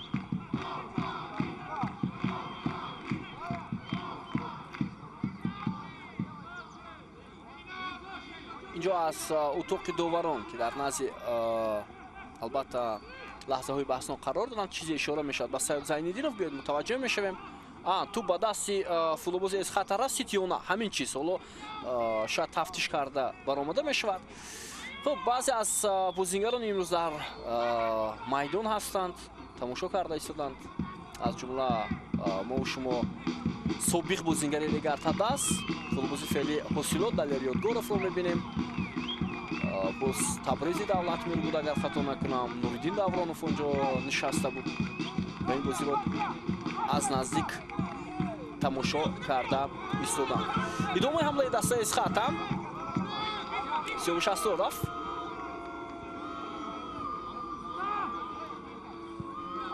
сабуров. فرصت هست برای دسته اسخاتا، گزارش بسیار همالی، پرتاب ҷаҳонгир ергашев و осман қосим، حمایتگری رگرتادست. این لحظه رو بسیار خوب برطرف کرده توانست. اصلا شاید بها دادن لیگیونерон دسته رگرتادست حالا خیلی بروقت هم هست، اما بازی های مثلا الکی در 4 دو اینک بازی مقابل اسخاتا نشان میدهد که لیگیونерон رگرتادست خوب نردمایی کرده ایستادند، از جمله осман қосим که در خط حمایه است. ضربه کنجی فوتبالبازان دسته اسخاتا دروازه‌بان این وضعیت رو برطرف میکنند. بعداً بختیار قلندرов، باز یک امکانیت دیگر برای اسخاتا، ضربه اجرا میشود. محمد شریف سعیدخواجه و داور به کنجی میدان اشاره میکند. سید زینالدینов فوتبالبازان دسته اسخاتا اعتراض میکنند که تو به دست بازیگر رگرتادست رسیده است و داور هم فکر میکنم ادعا دارد که وار هست و این لحظه حتما مورد تفتیش قرار داده میشود. بیاید توجه میکنیم امام نظرов، سیاوش اسرارов و محمد شریف سعیدخواجه. اینجا ببینید تو با نه بلکه اورینج حتی دست بازیگر رگرتادست رسیده است. برای همین حالا این لحظه از سری نو دیده برآمده می شود از جانب داورانی که در نزد ور نشستند. اونجا رفری فیفا گلمرد سعدالله در نزد ور نشسته است. من فکر میکنم این لحظه خوبتر و بهتر دقیق کرده می شود و یک مرتبه کارگردان این لحظه رو برای ما و شما تکرارا نشان داد. شوپه ها به هر صورت هستند ولی قرار رو داور میبرند، قرار رو داوران میبرند که حالا این لحظه رو از سری نو دیده برآمده ایستادند.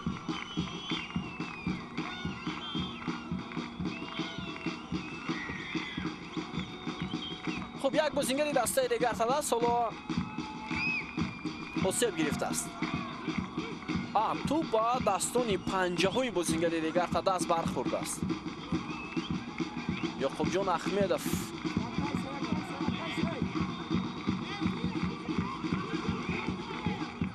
حالا شاید داور اجازه داد یا نه؟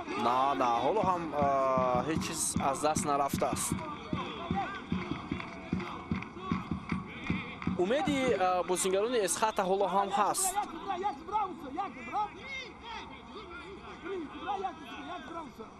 در دقیقه 58م حالتی بحثناک به میان آمد و سیاد زنگین فشار میکنند که از کنجی میدان توپ با بازی در آورده می شود. یعنی پنالتی نیست، یعنی پنالتی نبوده است.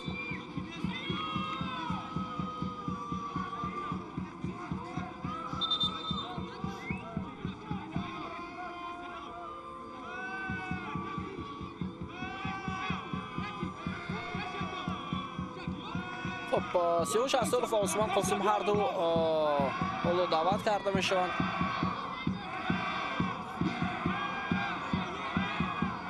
خب به ضربه کنجی رو با اشتراک بازیگران اسخط بار دیگر می بینیم.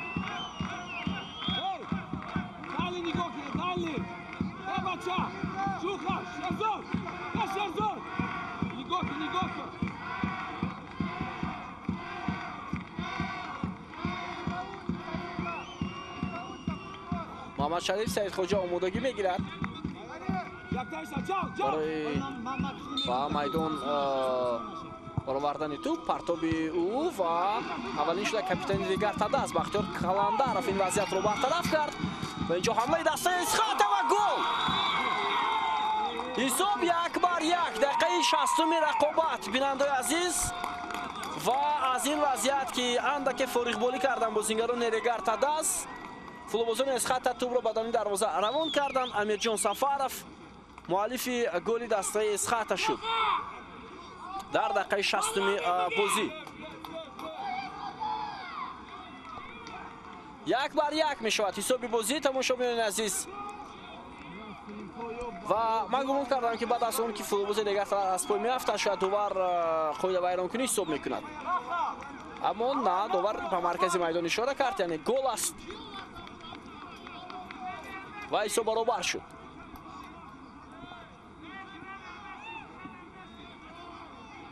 خب شاید این لحظه هم بسیار بحث طلب هم هست.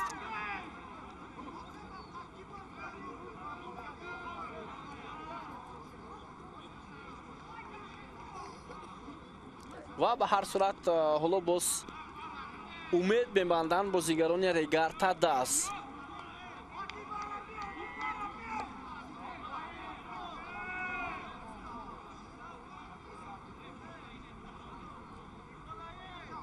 خب این اگر حالا گل حساب کرده شود، این اولین گل با دروازه ابراهیم اسماعیلوف دروازه‌بان ریگر تداس می شود بیننده عزیز. اگر حالا گل حساب کرده شود به نزدیور می رود سیاد زین‌الدینов و این لحظه را خودی او از نزدیک می بیند و به خلاصه انیق می آید که چی حالتی بحثناک. البته اونجا محض افتیش بازیگر ریگر تداس بود از پای افتاندن اصلبک تیمورов.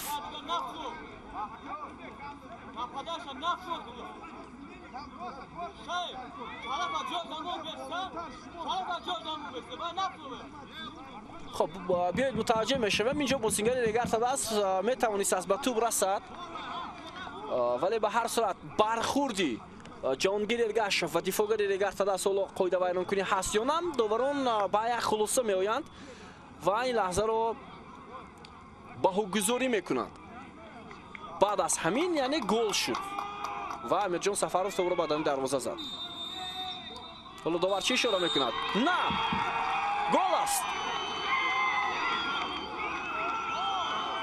نه، گل نیست، گل نیست. اینجا اندک قراری سیاد زین‌الدینov شاید بازیگران ریگر تداس اسخط رو خوشحال کرد، ولی بعدا باز فوتبالبازان ریگر تداس توپ رو از مرکز میدان گرفتند به نزد جریمه گل بردند و برعکس اندک آزرده حال هم شدند.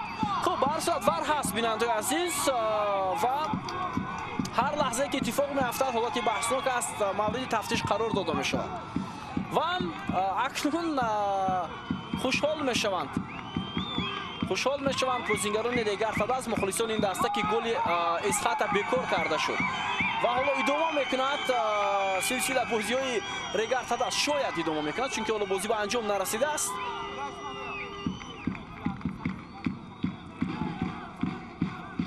و حالتی که با دفاعگر ریگارتا است اصلبек تیمورов اتفاق افتاد وار به این چیز دخالت کرد و گل رو بکار نمود.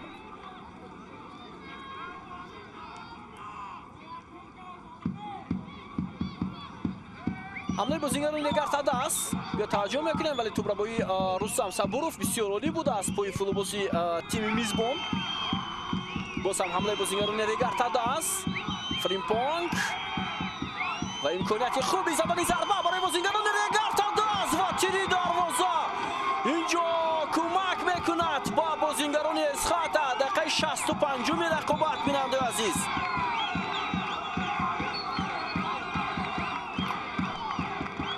ببینه ضربه شیرزاد محمدیف تو واقعا هم وارد دروازه نمیشود. تیر دروازه کمک کرد با اسخات.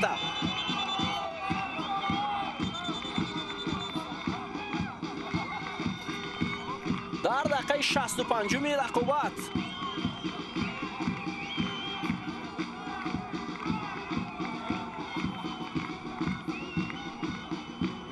خب اینجا بازیگر ریگارتا است اوسیب گرفته است بعد از برخورد با دفاعگران اسخات با او کمک رسانده می شود.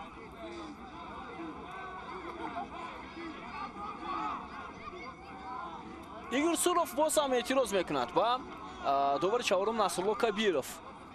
خب ببینید ضربه بسیار خوب ولی توپ بیرون از خط دروازه بود.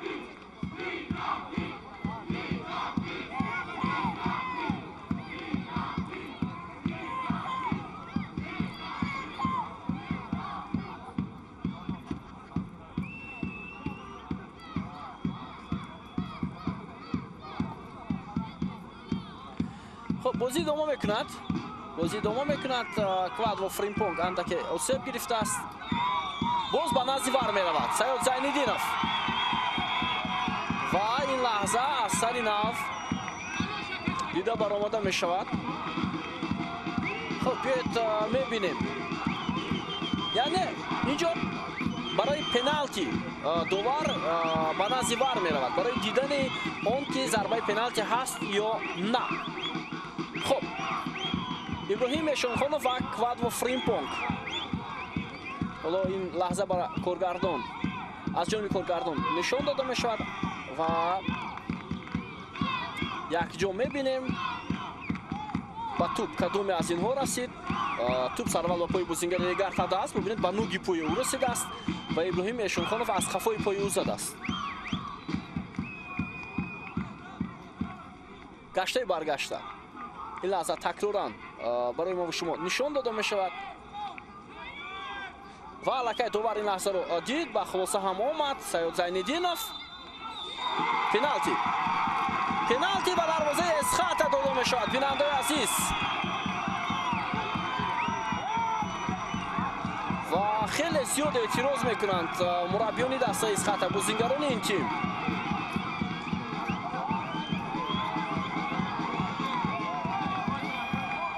ضربه 11 متر در دقیقه 67 تعیین کرده می شود. اگر اونجا ضربه شیرزاد محمدیف گل می شد من فکر نمی کنم که دوباره به این لحظه بحثناک بر می گشت.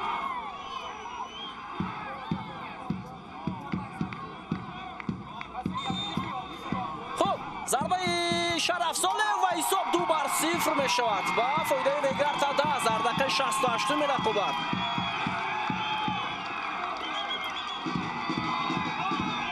شرف ساله ضربه پنالتی توپ رو به دامن دروازه اسخات روان میکند و حساب رو 2-0 می نماید. بسیار البته 4-5 دقیقه اخیر حالتی بحثناک زیاد بود از جمله ببینید سر می شود از ضربه کنجی اسخات وقتی توپ به دست بازیگر تیم ریگار می رسد.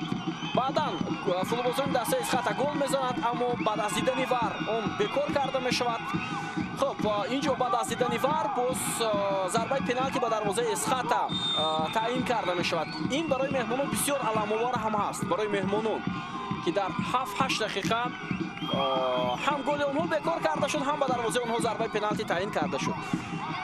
اما چه ایلوچ اینجا البته سیستم وار هست که چنین حالت‌ها رو مورد تحلیل تفتیش قرار می‌دهد. اگر ما گوییم که دوبار از پیش خود ضربه پنالتی تعیین کرد یا چیزهای دیگر، این شاید بحثا رو به میان میآورد، ولی وقتی وار با این چیز دخالت میکند اندک شبهه هم از بین میرود. برای همین بیننده عزیز، مربیان اسخاتا رو هم فهمیدن لازم است، بازیگران این دسته رو هم فهمیدن لازم. عموما قسم اول پورا با برتری دسته ریگار تلاس هم سپری شد. در نیمه دوم بازیگران اسخاتا هم که به خود آمدند، گل زدند ولی گل بکار گردید. حالا سیاوش اسرارов اندک شاید اسیب گرفته است بعد از برخورد با حملهگری دسته ریگار تلاس و ضربه جریمه‌ای با فایده صاحبان میدان.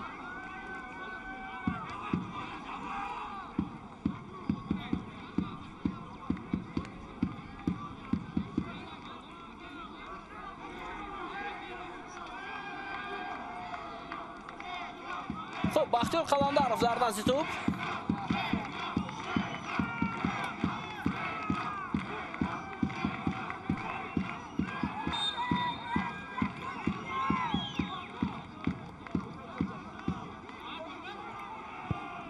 پرتاب بلندی بختیار قلندرов با کناری چپ. حالا بازیگران ریگار تلاس باز هم حمله خود را انجام میدهند و با فریمپونگ اما به نتیجه و ایگور سورов دو بازیگر را لکه آماده میکند برای با میدان برآمدن. فتولای فحوجی عبدالمنون که در کنار نیم محافظه دیگر در مرکز میدان هنر نمایی میکند.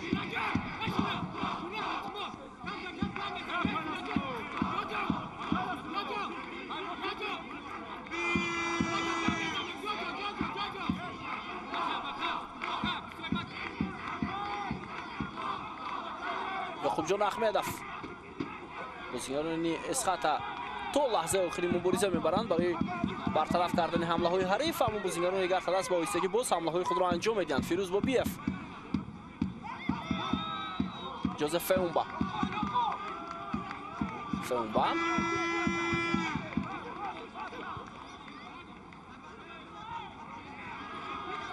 و خطا از جانب فیروز بابیف. تغییرات شاید دیرتر انجام می شود در رایت دسته اسخاتا. سیاوش اسرارов، سویپ اکیموف، دیمیتری استاژیلا. ادامه حمله دسته اسخاتا و چگونه فرصت بود تو با امیرجان سفارov رسید در لحظه آخرین و در زبان ریگار تلاس اینجا چی شده می شود؟ افساید و دو تغییرات می شود. بازیگر رقم 81 حاجی عبدالمنون به میدان میاد و او ابراهیم خان نشانخانوف رو عوض میکند. فتولایف حالا بازیگر خط دفاعی کنار چپ رو عوض میکند. بیشتر توجه میکند سورов به خط حمله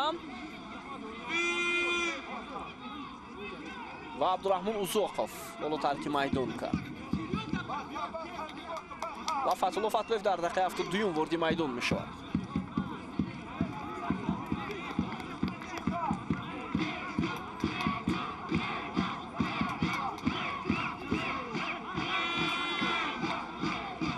حالا ببینیم جریان بازی را که چگونه صورت میگیرد. به توجه میکنیم با ادامه حمله دسته اسخاتا که امیرجان سفارov بهترین امکانیت رو داشت و از دروازه‌بان هم گذشت، ولی بعدا تو به دروازه‌بان رسید و باز به بدن امیرجان سفارov رفت و معلوم شد که اینجا در افساید قرار گرفته است. حمله‌گری دسته اسخاتا قلندرов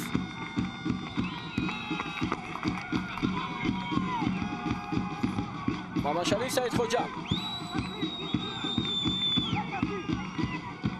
سویپ اکیموف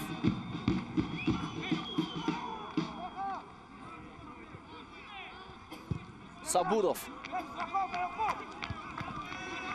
توپ باز هم فولبوزون دیگر تداز میگیرند و باز هم حالت افساید به قید گرفته می شود.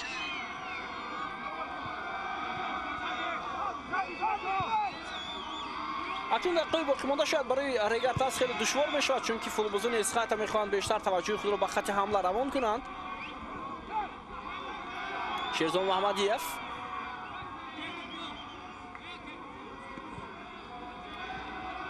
عثمان قاسم از همین موقع توپ را به دروازه‌بان ارسال کرده می شود.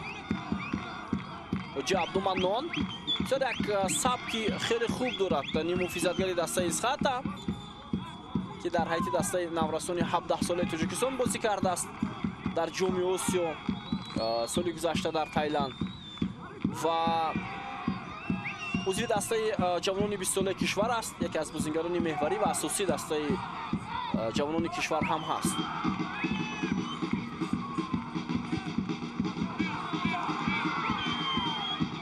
حالا حمله بازیگران ریگارتا است. سیاوش اسدالله، صبوروف، گزارش حجی عبدالمنان، فتولایف میکنه برای دسته اسخات. پس فتولایف با حجی عبدالمنان ادامه حمله دسته اسخات از مرکز میدان. محمد شریف سید خوجا پس بعد علی امام نظرف نزدیک میشوند بازیگران دسته اسخات ولی توپ بیرون کرده میشود. اویبگ عبدالغفارов، سیاوش اسدالله، فتولایف امکانیت هست پس خوبی او با کنار راست میدان ادامه حمله اسخات ولی در این لحظه بسیار هم حساس پس نادرست انجام می شود. خب در دقیقه 75 دو بازیگر عوض می شود، یکی در مرکز میدان دیگری در خط حمله. تحت رقم 70 خورشید تیمور جورایف به جای فیروز بوبیف به میدان می آید در دقیقه 76 رقابت و دیلوار غنیف تحت رقم 21 حالا کی رو عوض میکنند.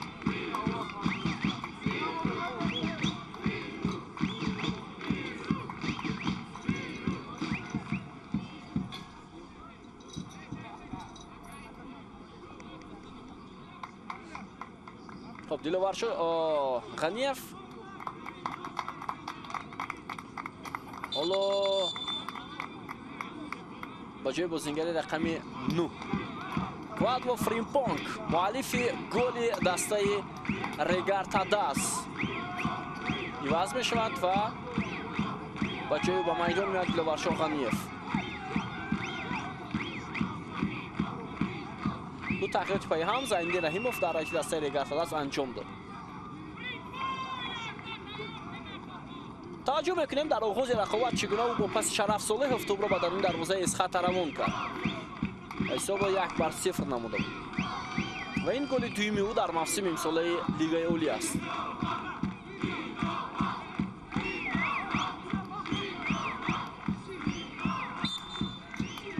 چطوری که گفتیم ریگارتا داس در دور آینده در دور ششم با تیم استقلال بازی میکند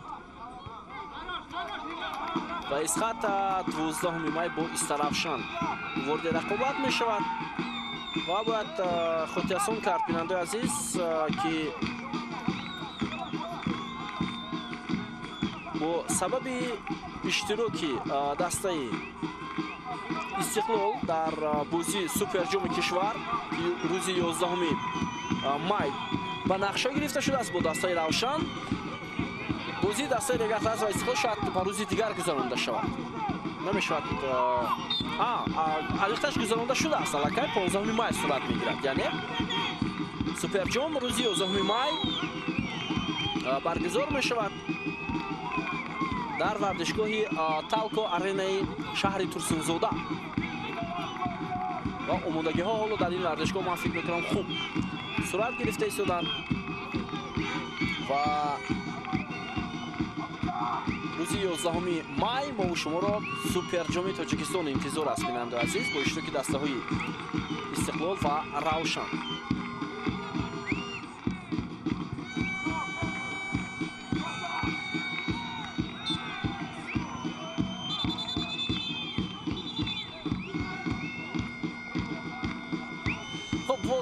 дигар боқӣ мондааст то фарҷоми ин дидор.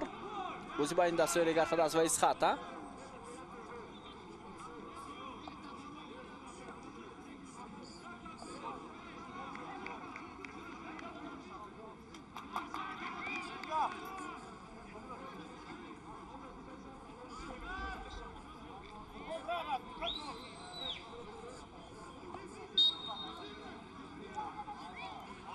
футболбозони Регартадас имрӯз голҳои чаҳорум ва панҷуми худро ба ҳадаф расониданд ва ҳоло ҳам ҳамон силсила бозиҳои хуби ин даста ки гол сар намедиҳад идома дорад.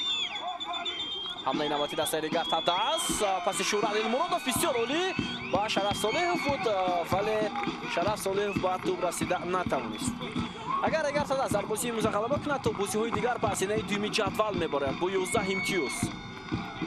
бинандаи азиз, ва дар ин давр гуфтем клуби марказии вардаш Артиш муқобили Вахш бозӣ мекунад. дастае ки дар поёни ҷадвал аст, дар баробари Паншер, ду дастае ки дар зинаҳои 11-ум 12-ум қарор гирифтанд.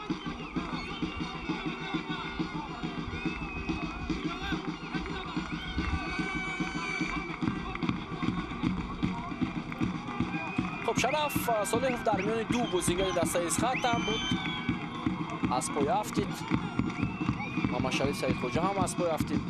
ва довар зарбаи ҷаримавӣ медиҳад ба нафи соҳибони майдон.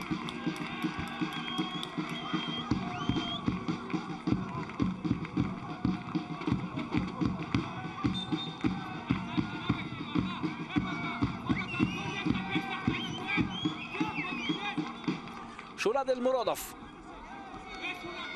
тӯбро аз майдон берун мекунад. муҳофизатгари Регартадас.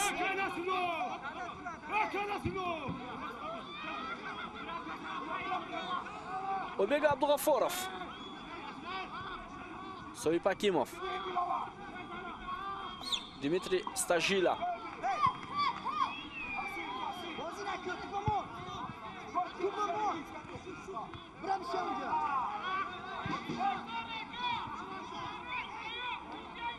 Диловар Ғаниев, Феумба ва Далер Имомназаров илтиҷо мекунад ки ӯ ба бозигари Регартадас нарасидааст, вале аллакай садои шуда ки довар баланд шуд. Баръакс барои найрангбозиаш довар зарбаи ҷаримавиро ба Исхата медиҳад.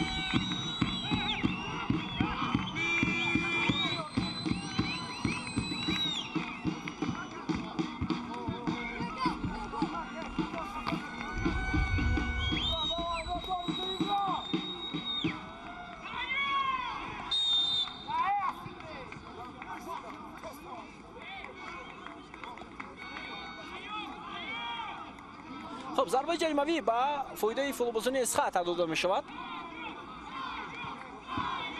ҷаҳонгир Эргашев ро аз пой меафтонанд футболбозони тими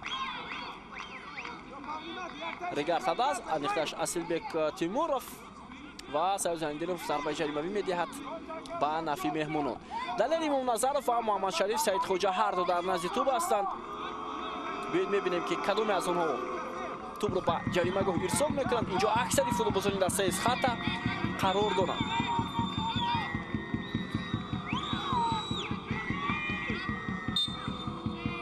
хуб, партоби Далер Имомназаров ба ҷаримагоҳ, фурсат барои Исхата, аммо Иброҳим Исмоилов тӯбро дошта мегирад ва имконият намедиҳад. биёд бор дигар таваҷҷӯҳ мекунем. беҳтарин шонс буд. Амирҷон Сафаров мубориса бурд. фишори футболбозони Регартадас боз ҳам зиёд аст ба бозингарони Исхата. онҳо имконият намедиҳанд ки бозингарони Исхата бештар дар мавқеи худ имконияти идора кардани тӯбро дошта бошад. ҳоло Амирҷон Сафаров пас анҷом мешавад. инҷо зарба иҷро мешавад ва боз ҳам дарвозабони Регартадас Иброҳим Исмоилов бисёр хуб бозӣ мекунад. баъд аз зарбаи Фатуллоев Далер Имомназаров ва зарбаи ҷаримавӣ. حالا با فایده دسته اسخط داده میشد. خب تغییرات در حیاتی هر دوی دستم.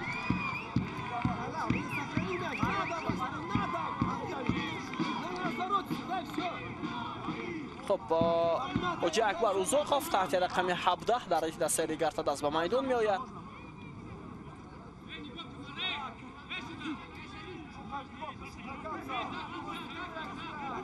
و این فوتبالیست رقم 17 دسته ریگارتاداس چی رو عوض میکنه.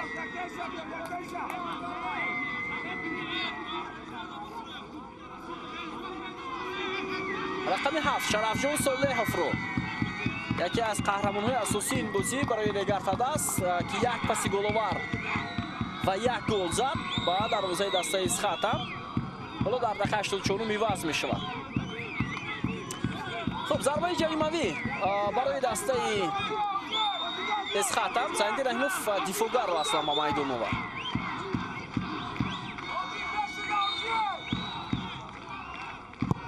پرتاب جانبی دروازه و دروازه‌بان باز مهارت بلند نشون میدهد، ولی اینجا معلوم است که حمله به دروازه‌بان بود از جانب حمله‌گری دسته اسخط.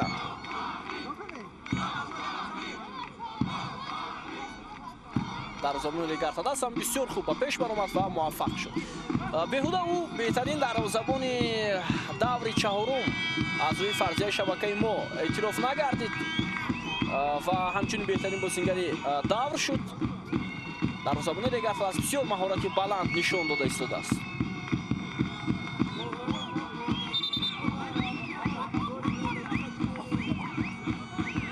دقیقه دیگر باقی مانده است و انجام وقت اساسی بازی بین دسته‌های ریگارتاداس و اسخط.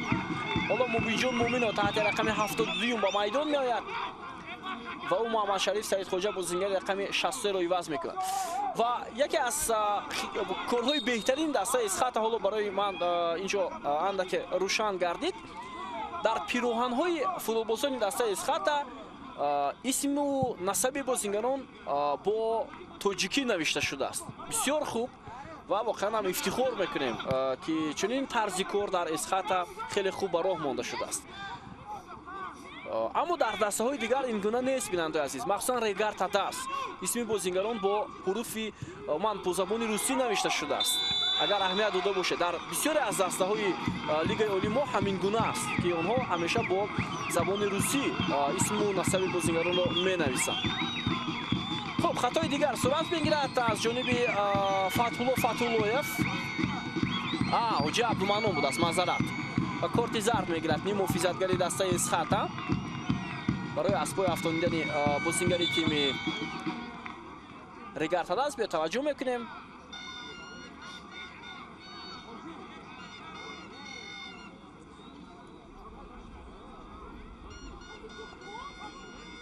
و چند ثانیه و دقیقه دیگر رو بازیگران ریگارتاداس به نفع خود انجام میدهند، یعنی وقت رو کشال میدهند.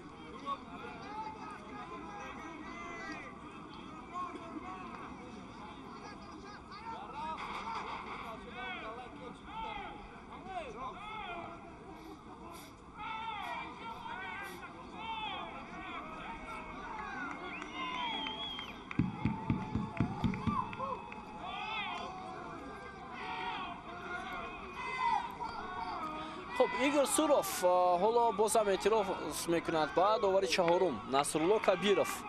شاید برای اون که وقت کشال داده میشود از جانب بازیگر ریگارتاداس و فوتبالباز ریگارتاداس رو تایبون از میدان بیرون میکنند. اسیلبک تیمورов و 3 دقیقه دیگر باقی میماند تا انجام وقت اساسی بازی.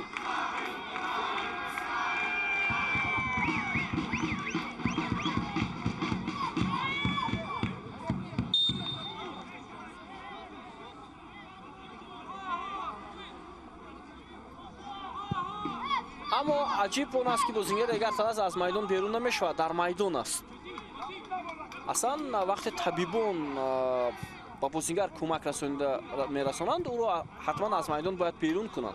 به نظر من شاید من خطا میکنم ولی بازیگر ریگارتاداس حالا در میدان است.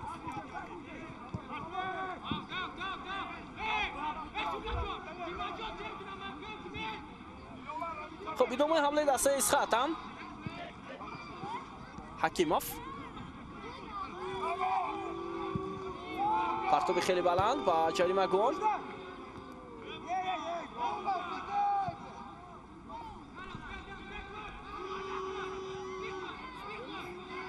امکانیت ادامه دادن حمله هست برای بازیگران اسخاتا. جهانگیر ارگاشف پاس با موبینجان مومینوف. ضربه خیلی هم خوبی و ضربه بسیار خوبی موبینجان مومینوف، ولی در دقیقه 89 ضربه او از پهلوی دروازه بیرون می شود. خیلی امکانیت خوب بود برای تیم اسخاتا.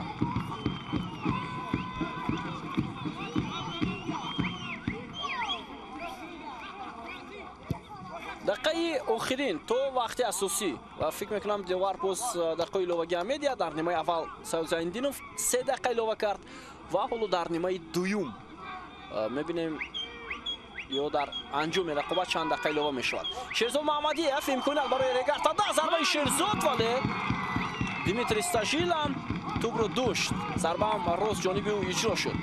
امام نظرف امیرجان سفارف حاجی عبدالمنان. فرصت برای دسته اسخاتا. جهانگیر ارگاشف فتولویف. پرتاب فتولویف با جریمه گاه، ولی تیمورов این وضعیت رو برطرف میکنند. سیاوش اسدالov صاحب حکیموف بعدن سیاوش اسدالov اویبек عبدالغفارov.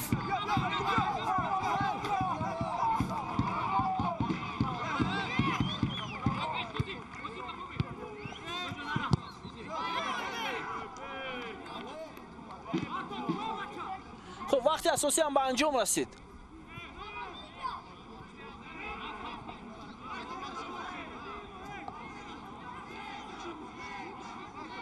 هفت دقیقه اضافه کرده می شود با وقتی اساسی بازی.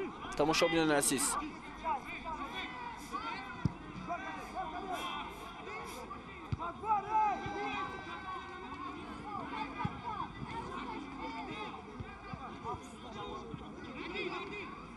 بوتو بازم فولو بازانی دسته ریگارتاداس برای کشال دادن وقت سرمربی دسته ریگارتاداس باز دو فولو بازی دیگر رو آماده کرده ایستاده است برای با میدان برآوردن.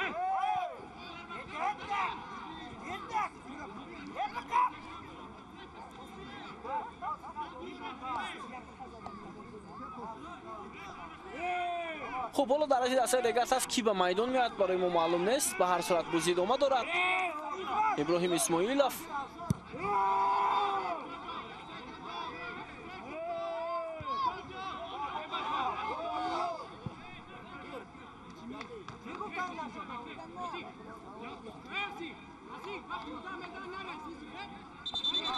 خب بیایید ببینیم تماشاگران عزیز با تغییرات.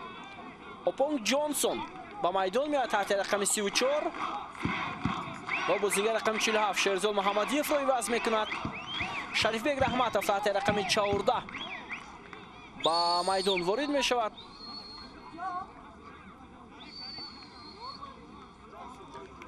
شریفبek رحمتov حالا اصلبek تیمورov رو عوض میکند.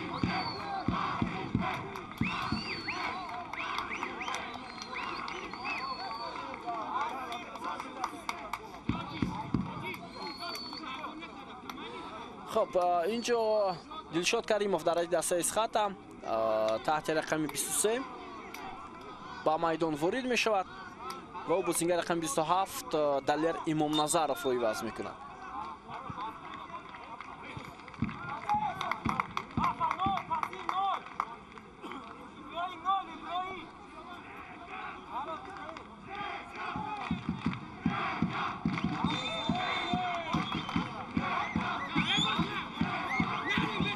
ضربه جریمه‌ای با فایده ریگارتاداس. لوارشو غنیف از پای افتید.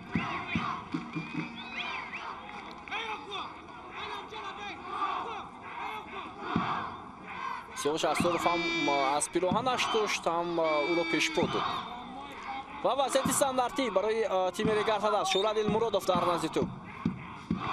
партоби ба ҷаримагоҳи дастаи Схата. Футболбозони меҳмон аввалин шуда ин вазъиятро бартараф карданд. Мубинҷон Муминов ва туб аз пои Ҷозеф Феумба аз майдон берун шуд.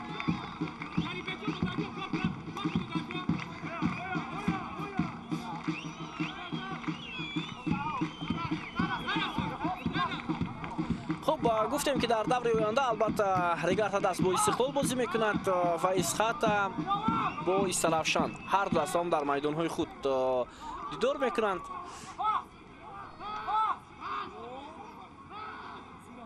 ҳоло Ойбек Абдуғаффоров,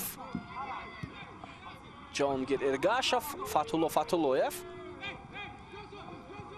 паси Фатҳулло бисёр хуб ҳам буд ба Мубинҷон Муминов. идомаи ҳамлаи дастаи Исхата, партоби Мубинҷон Муминов ва бисёр хавфнок буд. инҷо дарвозабони дастаи Регарта даст Иброҳим Исмоилов ин вазъиятро бартараф мекунад, вале ӯ даъво додад ки ба тӯб нарасидааст. биёед мебинем. ба тӯб воқеан ҳам нарасидааст. тӯб ба тири дарвозаи дастаи Регарта даст расиду аз майдон берун шуд. ҳоло зарбаи кунҷӣ барои дастаи Схата, бозам дарвозабон. бубинед, хеле ангезаи баланд дорад дарвозабони Регарта даст ки гол сар надиҳад ва ӯ мехоҳад ки ҳамин силсила бозиҳои худро бидуни сар додани гол идома диҳад. ин албатта як мотивасияи хеле калон аст, на танҳо барои дарвозабон, ҳатто барои дифоъгарон ҳам, барои даста ҳам.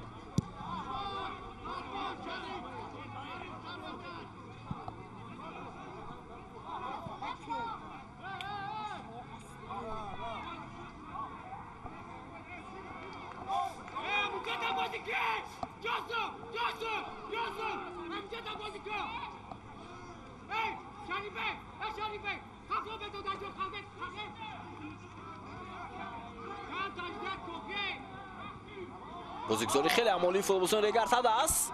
Хуршед Тимур Ҷураев, партоби ӯ, вале Димитрий Сташида тӯбро дошта мегирад.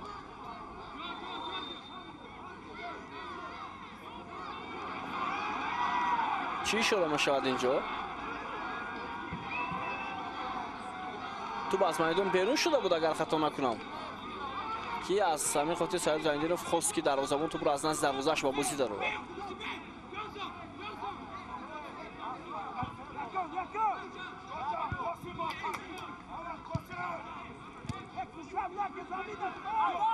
Шурад Элмуродов, идомаи ҳамлаи дастаи Регарта даст. Раҳматов, Ҷозеф Феумба. дақиқаи охирини бозӣ аст ва бозигарони Регарта даст бо тӯб ва мехоҳанд дақиқаи охиринро ҳам ба фоидаи худ ҷамъбаст кунанд, аммо тӯб ба ихтиёри дастаи Исхата мегузарад. Ойбек Абдуғаффоров, Соҳиб Акимов. идомаи ҳамлаи дастаи Исхата, Ҷаҳонгир Эргашев, фурсат барои бозигарони тими Исхата, вале дар ин лаҳза бубинед ки тӯб ба бозигарони Исхата намерасад. боз як фурсати дигар ва Амирҷон Сафаров метавонист бо сар тӯбро ба даруни дарвозаи дастаи Регарта даст равон кунад ва инҷо офсайд ба қайд гирифта мешавад. шояд дар ҳамон лаҳзае ки Ҷаҳонгир Эргашев буд.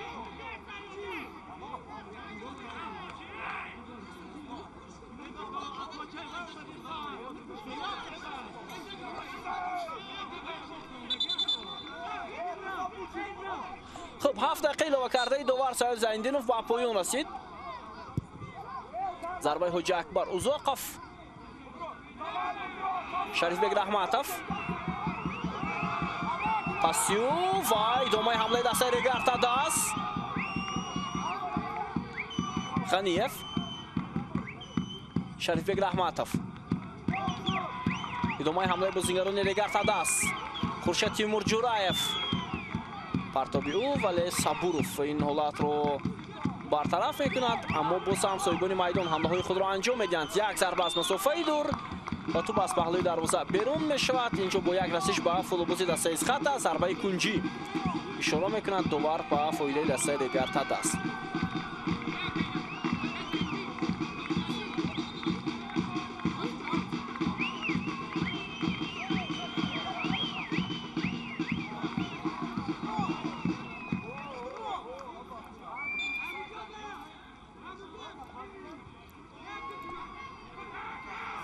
идомаи ҳамлаи дастаи Регартадаст ва як зарбаи дигар ту болотар аз дарвоза аз майдон берун мешавад ва дақиқаи 9 иловагӣ рафта истодааст бинандаи азиз.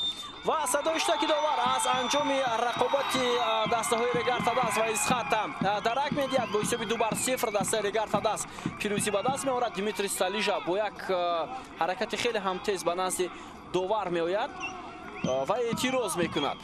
Ва голҳои задаи Квадро Фримпонг ва ҳамчунин Шарафҷон Солеҳов ғалабаи дастаи Регартадастро дар муқобилаи Исхата ҳарифи хеле ҳам сахту сангин таъмин кард ва тими Регар тавонист мавқеи худро дар зинаи дуюми ҷадвал то бозиҳои дигар мустаҳкам нигоҳ дорад ва боз ҳам силсилаи муваффақияти ин даста барои сар намудани гол идома дорад. Бинандаҳои азизу арҷуманд, гузориш мустақимо ба анҷом мерасад аз бозии дастаҳои Регартадаст ва Исхата аз варзишгоҳи маркази шаҳри Ҳисор. Бобо Холмурозода будам ки ин бозиро барои шумо шарҳу тавзеҳ додам. То гузоришҳои навбатӣ сеҳатманду пирӯз бошед. Хайр.